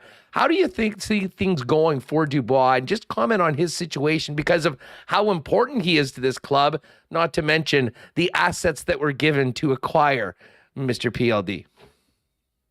Look, I don't take any stock into yesterday's. And maybe, maybe you'd like to see him try a little bit harder on some of those shifts. I think that his inclusion in that game had everything to do with playing alongside Cole Perfetti. Yeah. I think that's why he went there. I think this is a guy who needs to continue to gel with him. They're going to be playing on a line with Blake Wheeler, so there needs to be that chemistry. I thought that I even wrote about it.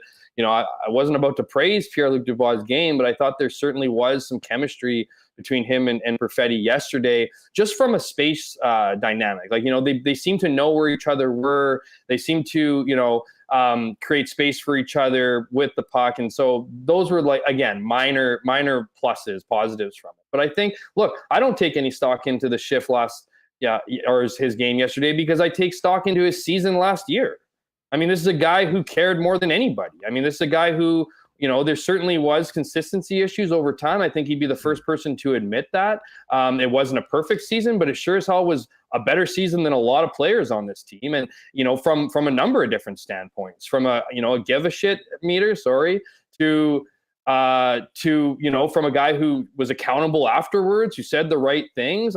This guy cares. And, as far as his contract stalemate situation, over the summer and the potential for him to leave, I mean, do you blame him? I mean, do you blame him for not wanting to commit to a team that was in such disarray? I mean, everybody wants to win, a Stanley Cup. That's why you play this game. And I think at the end of the day, he looked into what was an opportunity for him to sign a long-term contract with a team that didn't have a coaching staff, with a group that stripped their captain of the sea and has a new leadership group, So I don't really take much into that, because I think if things can, at the end of the day, hockey's a business, and you need to do what's right for yourself. You need to do what's right for your family. Of course, fans here in Winnipeg want him to stand up and say, "Hey, I want to be here for a decade, or I want to end my career here, and Winnipeg's great." I think he likes Winnipeg. I don't think he has a problem with the players. I don't think he has a problem with the organization. I don't think he has a problem with the city. I think he has a problem with the direction of the team.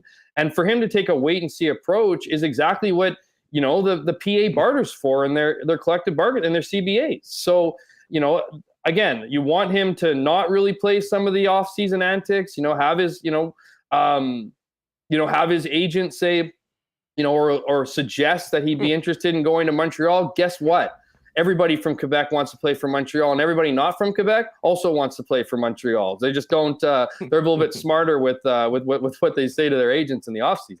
Now, anyway, it's a long roundabout way of saying I'm not concerned about Pierre-Luc Dubois, and I think at the very least there's that motivation for a bunch of guys, right? You mentioned Mark Scheifele, Pierre-Luc Dubois, Blake Wheeler, Connor Hellebuck. I mean, they're all have a couple years left on their contracts, and they're all going to be motivated to play strong hockey. The question is their motivation going to be team, or is their motivation going to be individual? And you can hear guys say over and over and over again that if you're winning as a team, everybody gets paid. Yeah, that's true. But if they aren't winning, then that argument's thrown out the window. So I think it's going to be a real test for a fair amount of guys here. Some of the guys we've heard, who had a bit of drama over the summer, they're all saying the right thing. They all seem committed. I'll be curious what the situation is here as we do our weekly talk in about 6 weeks, where this team is at, and maybe 6 months in particular, and how well this worked. Because if they're willing to put the team ahead of everything, and if you're going to keep them to their word, then it's a pretty good situation right now. If it reverts back to individual stuff, it reverts back to, back to being a business, back to getting the best deal possible, because we all know goals make, add zeros on paychecks.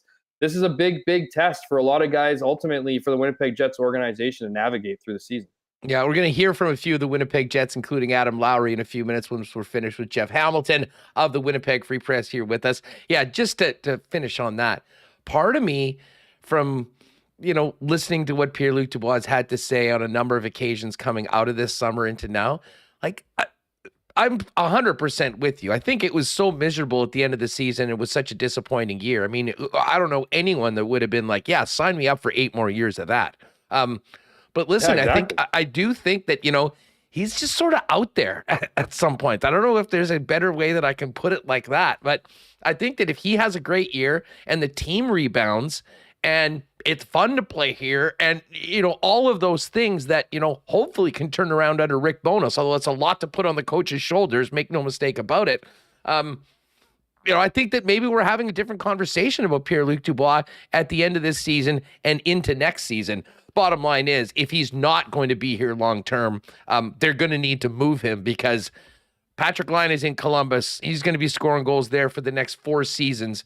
For the Jets to lose a player like that they traded Laine to get for nothing, would be an absolute disaster and certainly would be a real black mark on the general manager and management. So, but bottom line is right now, he's going to have every opportunity to be a big, big part of this operation.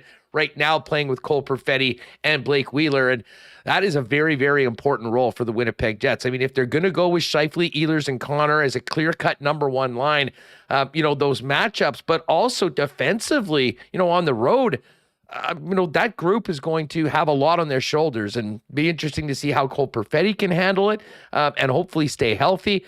And then, of course, there's Blake Wheeler, who I got to give credit to.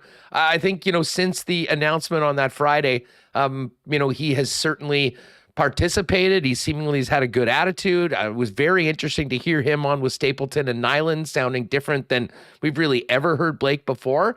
And, we've talked last week, Jeff, about how this could go a couple of ways. I think there is a chance that, he's already feeling some of the weight off of his shoulders. And if it can be a liberating thing and he can buy into everything that's going on, he can still help the Winnipeg Jets win hockey games and hopefully allow for some of these other players to really raise their level, both of their role of importance with the Winnipeg Jets, like Nikolai Ehlers talked about last week. Yeah, I agree. And I think, credit to Blake. He's handled it well. He's certainly putting in the work at camp. He's one of the guys that's asking, several questions, trying to get a better idea of the systems and, something he's going to teach. I mean, we've already talked about this. He's going to remain a leader within the dressing room. He's still going to have influence in there. It's not like he's been, pushed to the back corner of the locker room and nobody's talking to him. Everybody has given him a vote of confidence throughout the week and also expressed the ability to have more voices in the room. And I think, with more voices, with more opportunities for leadership is more opportunities to hold, each other accountable. When you have more guys, it's not just, a handful of voices, doing that kind of work, having to, get through tough situations or adversity and all those other things that leaders in the team are lean to handle. I think that's an awesome thing for other players to then, take some of that load away. I mean, we heard Blake Wheeler say it. He talked about, the captaincy being a burden, at times. And it certainly is. It's not an easy role. It's not an easy role for, you wonder why, he made comments. And I know a lot of fans didn't love them, but he makes comments about being a young team. This is a relatively young team. I mean, even talking to guys like Nick Ehlers, I mean, he's 26. He doesn't feel like 26 years old. He doesn't feel like somebody, he still feels like that young player in the team. And so there's a maturity process that comes with all this. And with maturity comes, more responsibility and more opportunity. And with those opportunities and responsibilities, it just, with more people feeling like they're a part of it, feeling like they're part of a leadership group, feeling like their voice is being heard, that's going to do wonders, I think, for this group. And it's going to allow guys to, offer what they feel maybe in past years they haven't been able to provide and feel at this point ready to do so. So it'll be interesting to see, we get from Rick Bowness a lot of the we'll see, right? And when he says we'll see, he knows exactly what he's doing. It'll be interesting to see who he appoints as the alternate captains.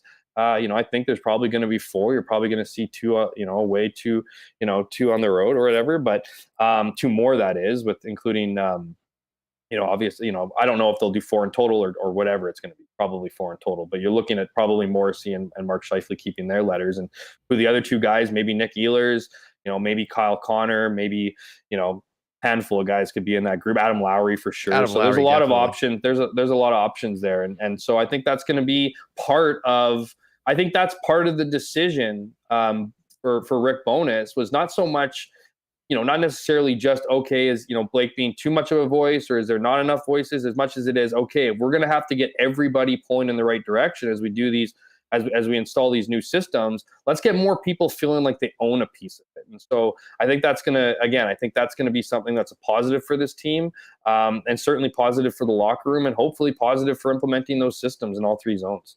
Great stuff. Hey, Hammer, before we go, let's just quickly transition over to the Bombers. Finished out on the bye week. Big win for Calgary. They finally beat a good team after being 0-5 against the Bombers and Lions so far this season. But the Bombers getting ready for another game against the Riders, who are seeing their season sort of spiral out of control right now. And we'll see how they bounce back, because I know a lot of Bomber fans have can just completely wash 2 Saturdays ago from their memory banks. But they got whooped the last time they were out there by the Hamilton Tiger Cats. Just thoughts on the Bombers going into this week. And by the way, a quick little update. Not practicing today. Still no Greg Ellingson, Drew Wolotarski, Jackson Jeffcoat, Demario Houston, and Stanley Bryant. Obviously, we'll get some more clarity from the Winnipeg Blue Bombers over the next couple of days as to the status of especially the latter guys on that list. But back at it, and another one against the Saskatchewan Roughriders, who they have owned so far this season. Yeah, it's something weird about that Hamilton game. It just, they still had an opportunity to potentially come back in that game, but it just was different than any other games. And even in the post game interviews, I felt there was a bit of a difference, almost a bit of a soul searching situation. Right, this team doesn't view themselves at 12-2; they view themselves as 1-0 or 0-1, and you could certainly feel that 0-1 feeling after the game, which I think is a great sign. Right, I mean, there certainly was perspective in there, and that it was only their second loss of the season, and that, credit to Hamilton. I thought they came out, guns blazing, and really didn't let up throughout the game, and then, come back this next week and lay an egg against Montreal in the exact same style in which they've lost most of their games. Build up a front end lead, and then wait till the second half to drop it. And so, I got no concern about the Bombers. I said that to you a couple of weeks ago after that game, and what a matchup to come back to, right? They're going to be motivated. They're going to be, eager to get back into the win column, and to have the Riders at home is the perfect motivator, I think, to get back to business. And what will be a very interesting, final stretch here. I think it's not going to be all that interesting for Winnipeg if they can continue to do what they're doing. But certainly, if you look at, as you mentioned, BC and Calgary, they've had some tight battles. I thought, I'm not all that convinced with BC right now. I still just don't think they're as good with Nathan Rourke. But Calgary, that was their first victory against a team with a winning record this year. So this is it's going to be a tight race in the West, and don't count out Toronto over in the East. They're climbing too at 8-5. They laid an absolute whooping to Ottawa, who is desperate. Has been desperate pretty much all season. Oh, that was ugly. That was ugly. Yeah, that's ugly. A tough one. Yeah, what a tough season for Lapo. Yeah. And you feel for the guy, because they made the moves to be a much more competitive team. And when you lose Jeremiah Masoli the way they did earlier on, that really puts you behind the 8 ball. But that's happened to a lot of other teams, and they just simply, they got embarrassed on Saturday night. I don't know any other way to say it. Yeah, they were 0-4 with Masoli, as well. And so, the 2 of those losses, of course, were tight games against Winnipeg. It was some tough competition, to be sure. But yeah, it has that weird feeling, Paul LaPolice is a great guy, great human being, but it seems like a bit of a dead man walking situation here. I don't know what he can do.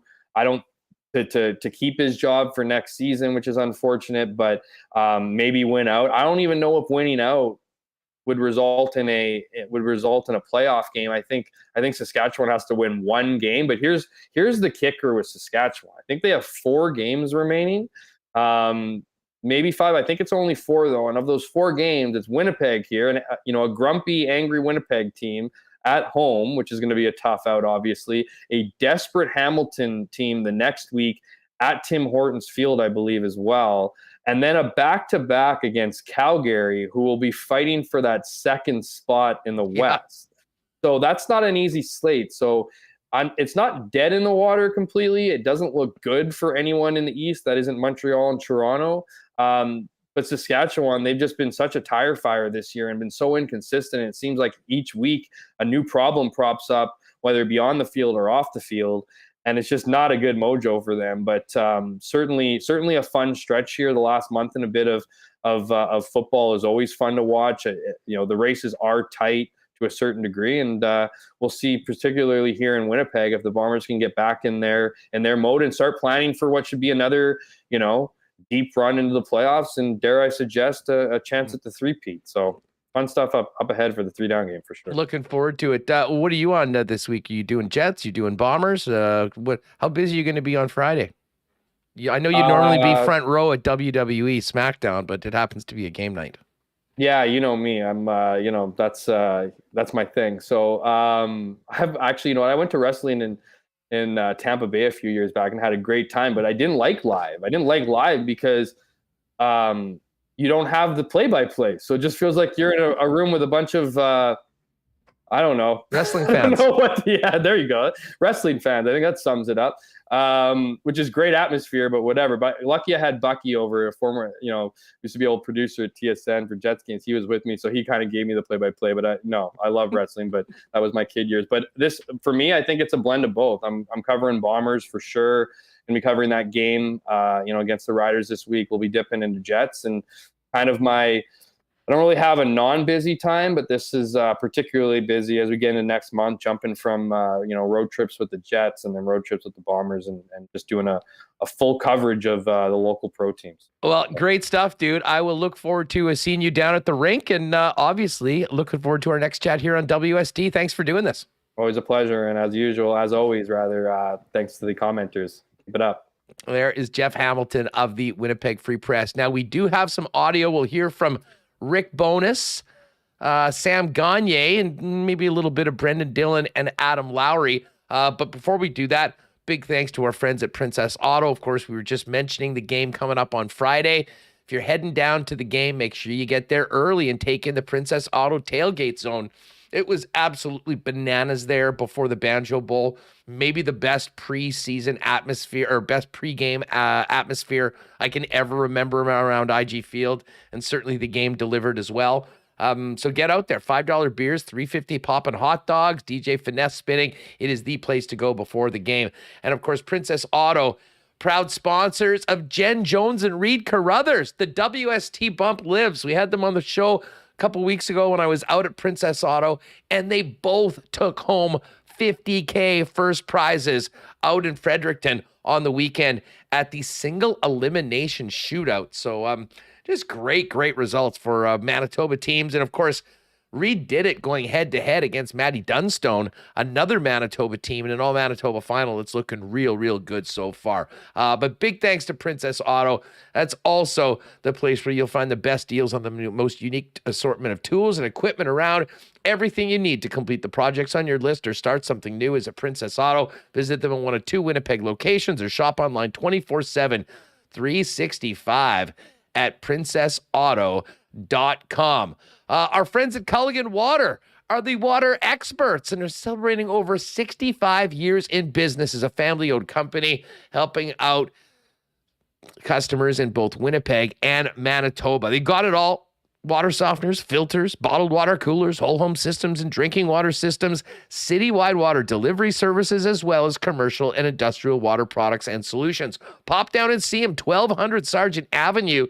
You can call them at 694-5180 or check them out online for everything they can do for your family or your business at drinkculligan.com.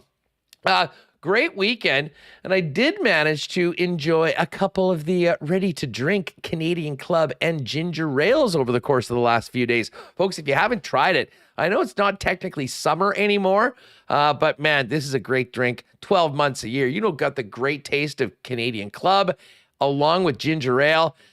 You don't need to mix. You don't need to do anything. Just grab a 6-pack at your local beer store. And of course, you can get the great taste of Canadian Club, Canada's favorite whiskey, at your local Manitoba liquor marts as well. And both items on sale at IG Field, as Canadian Club is the official sponsor of your Winnipeg Blue Bombers. And Monday Night Football tonight. Not quite a barn burner. We'll see. We did a new Lock Shop earlier today, so you can get our picks for the Monday Nighter there at Lock Shop Bets on Twitter. But we've got a great deal over at Boston Pizza. Pizza flights available, ice cold Bud Draft on special for $5 every game. You can spin the BP prize wheel for great prizes like Boston Bucks and pizza flights. And you can enter to win one of 2 grand prize trips for 2 for an NFL weekend in Vegas, including airfare, hotel, NFL game tickets, and a bonus NHL game. First trip is November 11th to 13th for Raiders Colts and the Golden Knights and Blues. And the second trip, New Year's Eve weekend, Raiders Niners, plus the Golden Knights and the Predators on New Year's Eve. Now watch the NFL and enter to win at any Winnipeg, Selkirk, Steinbach, Morden, and Portage Boston Pizza location. I'm actually going to be heading to another BP tonight outside of my normal ones to hook up with my brother, another buddy, to do a little season ticket splitting up before, of course, the first preseason game at home tomorrow. And by the way, join us on tomorrow's show. We will have a pair of tickets, maybe a couple, to give away to Winnipeg Sports Talk listeners if folks want to get down and check out the action tomorrow. All right, great stuff with Hammer as well as Scott Billeck. Let's get Remo back in here because, Remo, we've got some great clips. We should start off with Rick Bowness, but get to hear one of the newer Winnipeg Jets, Sam Gagner, who had quite a bit to say on the weekend, as well as hear from Brendan Dillon and Adam Lowry, who certainly are big central figures of this club moving into the season.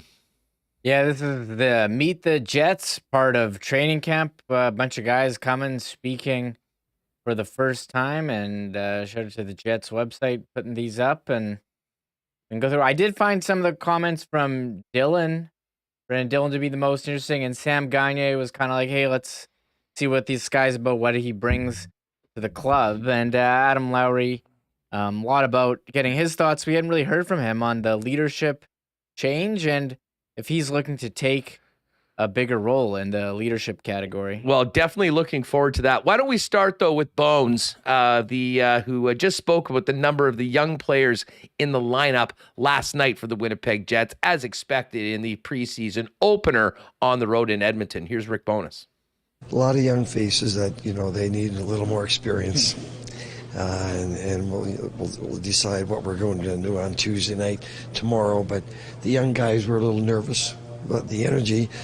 And then this when you're nervous, you're running and you're working, you're not always getting something done. And so for the first game, the energy was good. There's clearly areas we have to clean up, and we'll continue to work on those. All right, so there's Rick Bowness. And I think, what is key coming out of that comment is that, continuing to work on will be something for the entire club. And that's why I think we see maybe a little earlier cut down and a real focus in those final few preseason games on what will probably be the opening night lineup, which certainly is expected to include NHL veteran and new Winnipeg Jet Sam Gagner. And we've got a few clips from Gagner. We'll do the first couple right off the bat. Here's Sam Gagner on his early impressions of the new coaching staff here in Winnipeg. Unfortunately, I've had a lot of new coaching staffs over the course of my career. But yeah, it's a good vibe in here. I think guys are attentive, to the instruction that's happening. There's a lot of teaching going on. And I think the coaches have been really detailed with it and gotten their message across really well. So it's been a good vibe so far. All right, so there's Sam Gagner, and a very well-spoken player, very well-respected, and certainly a guy that has a reputation for being a great teammate and good in the room. And, Gagner was asked a little bit about integrating into a new locker room and a new team. I think you just have to show up and compete every day, bring that preparation and work ethic to the ice, and that's how you build respect among your teammates, and you start to have a voice in the room. So I think that's the main thing. I try to take care of myself. I try to be professional and work hard, and hopefully over time you build that trust and respect among your teammates, and you become a bigger part of things. All right, so there's Sam Gagner on just integrating into the new group. Gagner also talked about, his role as a veteran and, coming into a new team and being flexible with his spot in the lineup and being a versatile player that can fit a number of holes. I've learned over my time in the league to just be flexible with anything. You have to be able to adapt. There's situations that go on throughout the season that you have to be ready for. I've played every forward position on every line throughout my career, and sometimes all in the same year. So I think you have to learn to be adaptable. You have to show up every day and do your job and let the chips fall where they may. All right, there's a little bit more from Sam Gagner. A couple other really interesting clips, and I think you'll get, a little sense of why he's been such a popular teammate, and why hopefully his presence will certainly help the Winnipeg Jets as a team and also buy into what Rick Cabonis has been selling. Gagner expanded a little bit more on having that flexible mentality, doing whatever it takes to help his team win. I think probably the journey. You start to understand that it's an everyday league. Nothing is really given, and there's different circumstances that happen throughout a year, and different challenges that test you, and that's to me what makes it special. Like you've said, I've been on the high end of things, I've been on the low end of things, and when you take a step back and reflect, you enjoy it all. You enjoy the process. You enjoy coming to the rink trying to get better, and I have a blast doing it, and I want to do it as long as I can. So looking forward to the year and looking forward to what challenges it brings. There is Sam Gagner of the Winnipeg Jets, and one more clip from Gagner, and it's sort of a nice kind of tale from what we just heard from him. He did talk about developing that positive attitude that he brings to the Winnipeg Jets. Some of the struggles I've had, you get sent down to the minors. It happened to me in Philadelphia. It happened to me in Vancouver, and again in Edmonton.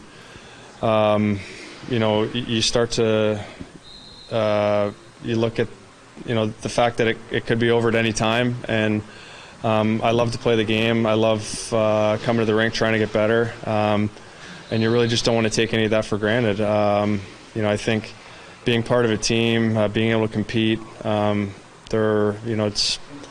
it's all so much fun. And regardless of when you go through those roadblocks and adversity, it's challenging. But every time I've looked back on it, it's made me a better person, better player, and you have to enjoy those moments as well. All right, there's some great stuff from new Winnipeg Jets Sam Gagner, who has been skating with David Gustafsson and Dominic Toninato for a good portion of camp. Let's move on to Brendan Dillon. Brendan Dillon, an offseason acquisition last year for the Winnipeg Jets, talked about comparing last year to the start of this year's training camp and how things are different for he and the team. Yeah, well, I think as you alluded to, there are two kind of completely different mindsets in training camps, I think. This year we've got a chip on our shoulder. I think collectively that's been the narrative, talking amongst the guys. From Bones' message on down to us is we've got something to prove. And last year, I don't know if you want to call it complacent or just expecting that things were going to happen for us without actually going and earning it. We got our slice of humble pie, and it was a long summer. It's nice to see a Central Division winning the Stanley Cup, and I think we want to compete with the best, and we're going to get a lot of that this year. All right, that's some good stuff from Brendan Dillon, definitely one of the leaders of the Winnipeg Jets from the blue line. Dillon's name, of course, and a number of his teammates have been talked around as potential trade targets, just due to the logjam on the blue line for the Winnipeg Jets. And Dillon spoke on some trade rumors involving him in the summer. Yeah, that's what you sign up for playing in a Canadian market. I think anytime there's you're not winning, there's going to be names tossed out, rumors, and ultimately I'm happy to be here. I'm happy to be with this group. I think again with most of us being familiar faces from last year, we all want to do well. We all want to have a good year, show something to the rest of the NHL, to even to ourselves as a group that we can compete. And obviously Chevy and management believed in that too, and already we can tell there's a different change in how we're going to play.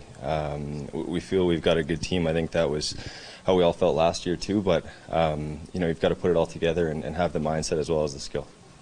All right, so there's more from Brendan Dillon. There's one more clip, and I think this is key, especially for the defense. We've heard that the 24 goals that Jets defensemen scored last year wasn't enough, and it wasn't good enough from Rick Bowness. Certainly, there'll be more on the plate of the defensemen, and they'll be challenged to be more aggressive. Brendan Dillon talked about the new aggressive style for the club.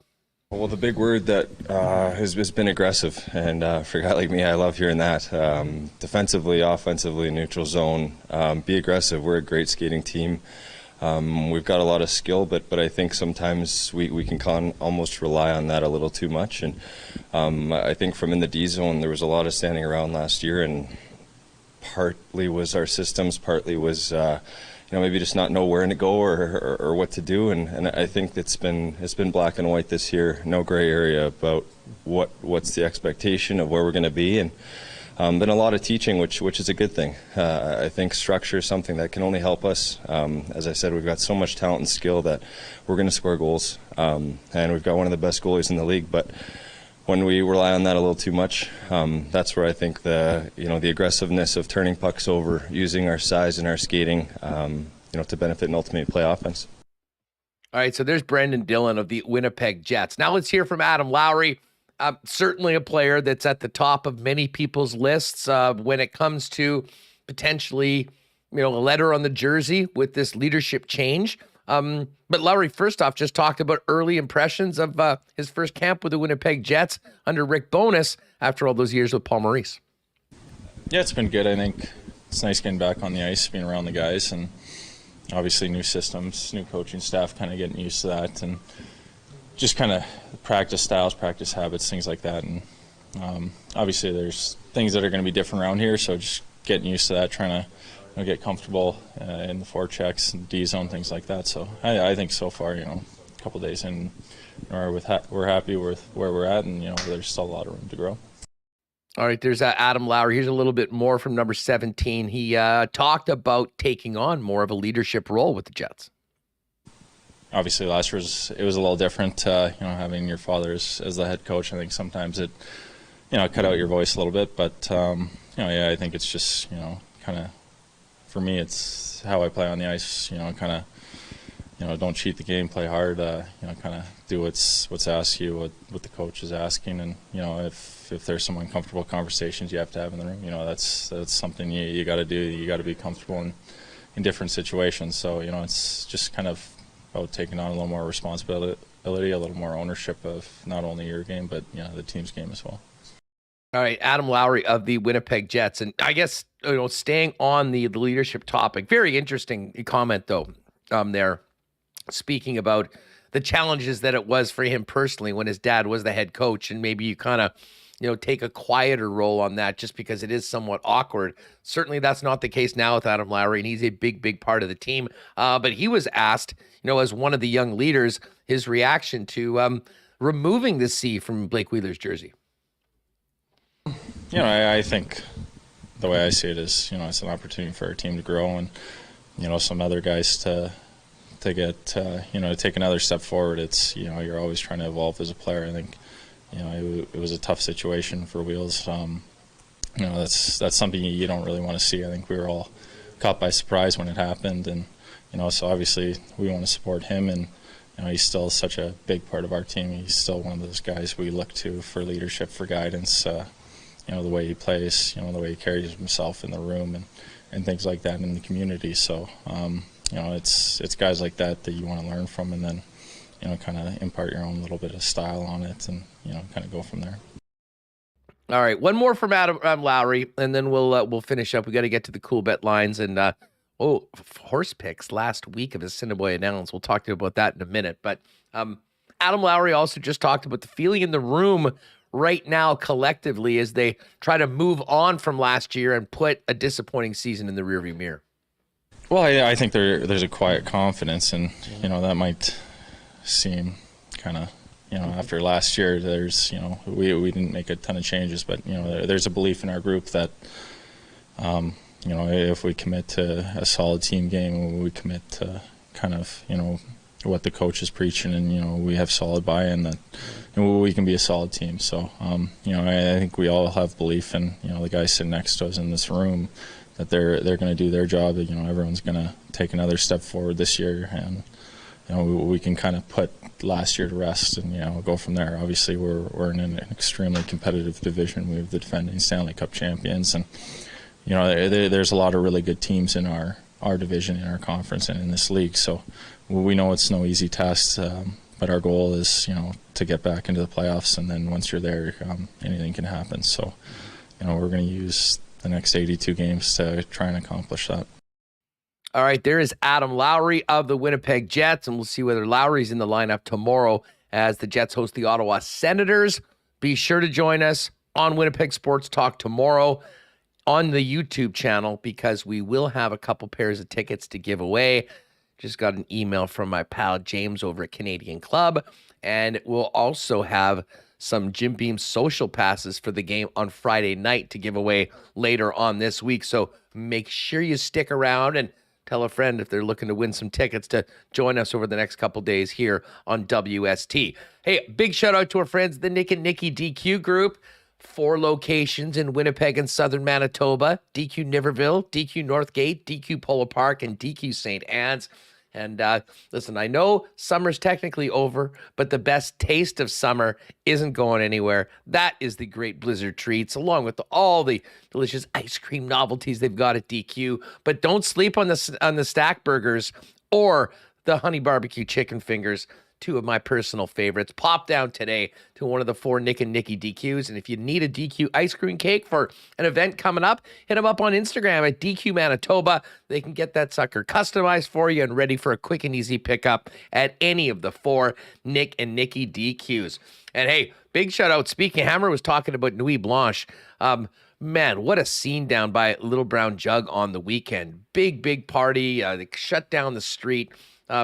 And obviously, if you haven't been there yet, that amazing patio that hosted us for our trivia night, just a great spot to head out to. It was a big center of activity for Nuit Blanche. Not to mention all the great taste of Little Brown Jug brews, which you can get at the Tap Room and Brewery on William Avenue, or at your favorite beer store in and around the city. It's the Good Times Variety Pack available as well, along with the iconic 1919. Check them out online at littlebrownjug.ca for all their products. And of course, you can also order online for citywide delivery. And it is closing week at Assiniboia Downs. Normally, we'd be done by now, but it's actually kind of nice. We got a few more nights of live racing, and weather actually looks pretty good over the next few days. So a great time to do it. Now, Darren Dunn's going to join us tomorrow. We'll fill us in on the jackpots that must go over the next few days. So we'll tell you about that, and Darren will join us tomorrow on the program to let us know how the entire season went at Assiniboia Downs. Sounds like it has been gangbusters business, which is great for our local thoroughbred association and the track. So we'll get to Assiniboia Downs picks in a minute. But let's quickly get to the Coolbet lines. As I mentioned, new lock shop is out, touching on tonight's Monday night football game. And the New York Giants are 1-point favorites at home right now. And this game actually on the money line is basically a pick 'em. Giants at -105 and the Cowboys at -103. We've got a few props and picks for you. And we have seen the total go to 39 now is the number. I wouldn't be surprised if this one's an under. Hopefully it's better than last night's game, although that bar was set incredibly low. Remo, did you watch any of the Broncos-Niners after the Jet game last night? Man, you got to stop putting the Broncos on primetime TV. What is this? The number one joke I've seen on Twitter is let Russ cook. And then it's like a picture of like, I don't know. What was the one yesterday? Like pierogies, like with Listerine topping or something.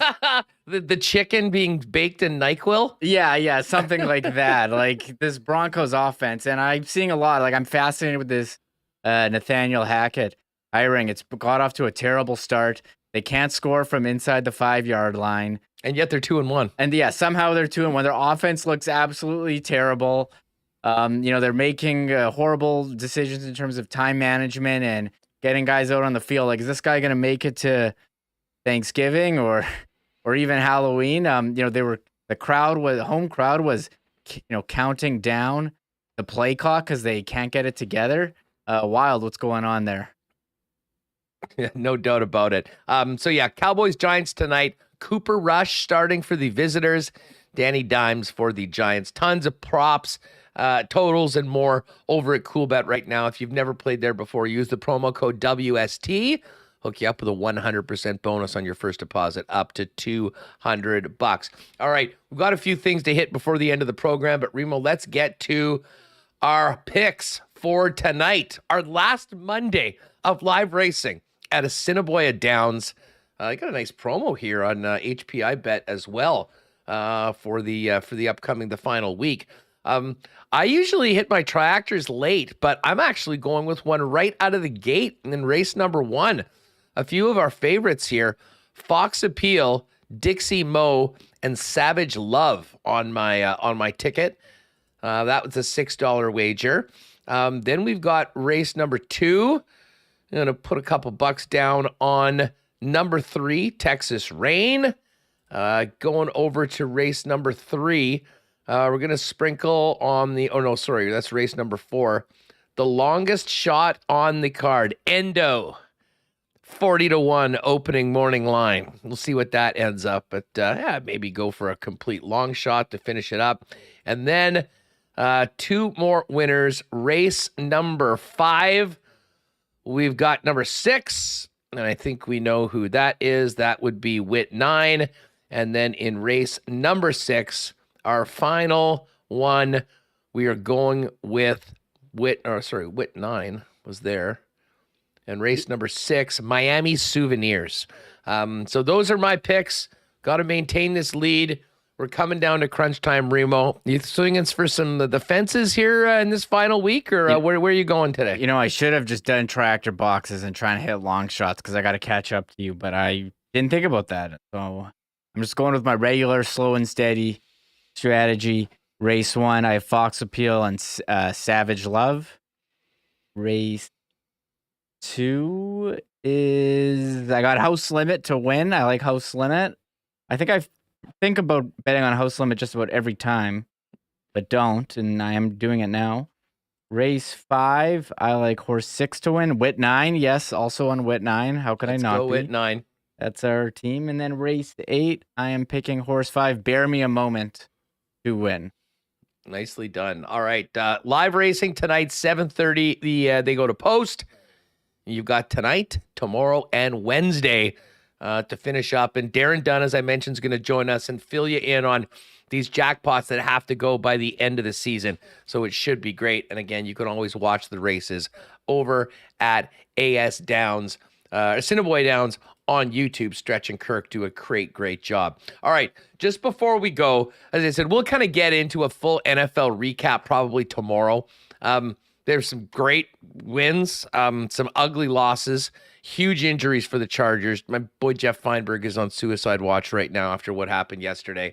But USA won the President's Cup, but Tom Kim announced himself to the world as one of the most exciting and charismatic young players anywhere in the world of professional golf. Tough weekend for the Canadians. Corey Connors and Taylor Pendrith ended up 0-8-0 in their matches. And led by Justin Thomas and in particularly Xander Schauffele and Patrick Cantlay. The United States won the President's Cup, but it was a lot closer than we expected. As far as, though, local stuff, I mentioned big win for the Bisons to get to 2-2. Tough loss for the Winnipeg Rifles. That was it on the football scene with the Bombers on the bye week. Bombers back at it Friday. We will have some tickets to the game, as I mentioned. But the Ice won the season opener 4-3 in Brandon on Saturday. Still waiting for a number of top players to come back from NHL camps. But the kid that's going to be drafted very high in this upcoming NHL draft, Zach Benson, was the hero, scoring the winning goal for the Ice to start off their season in a winning way. And just to finish off, Remo, Am I hearing that Taylor Swift report for the Super Bowl was fake news, and now it is in fact Rihanna that's going to be doing the Super Bowl halftime? Yeah, Friday we talked about rumors of Taylor Swift being the halftime show, and now yesterday it was announced Rihanna, and it's Apple Music or Apple halftime. It used to be Pepsi, now Apple's sponsoring it. Seems like Rihanna's popular, has a lot of hit songs, going to get people to tune in. I'm fine. You know, we had such a great halftime show last year. Like, I don't know. Yeah, the bar was raised pretty high, that's for sure. So Rihanna, that's fine. She's got some good songs, so there we go. Good stuff. All right, folks. Lots to get to on tomorrow's program, and we'll get ready for the first home game, and we'll get a few of you to the game as well. Make sure to join us if you can on YouTube towards the end of the program. We'll spin the wheel and give away a couple pairs of tickets for the game, and stay tuned. We'll also have seats throughout the week for the Bombers and Rough Riders on Friday night, courtesy of our friends at the Canadian Club and in the Jim Beam Social Pass. That is going to do it for us. Thanks so much to Scott Billeck and Jeff Hamilton for jumping on. A great job by Remis to get all that audio from Winnipeg Jets over the last few days. We'll be back at it tomorrow. I guess our first home game day edition of the year, albeit in the preseason. And looking forward to getting out to the rink myself tomorrow. So we'll be all over it. We will have Mike McIntyre is going to join us tomorrow on the program as well. And we will also, as I mentioned, set up the final couple days of live racing with the visit from our friend Darren Dunn. That's going to do it for us, gang. Have a great night. Enjoy Monday Night Football. And we'll see you tomorrow live at 1 on YouTube right here on WST. Oh, my God. Oh! Shut it down. Let's go home. Thanks for tuning in to Winnipeg Sports Talk Daily. Make sure to subscribe on YouTube and your favorite podcast feed at winnipegsportstalk.com.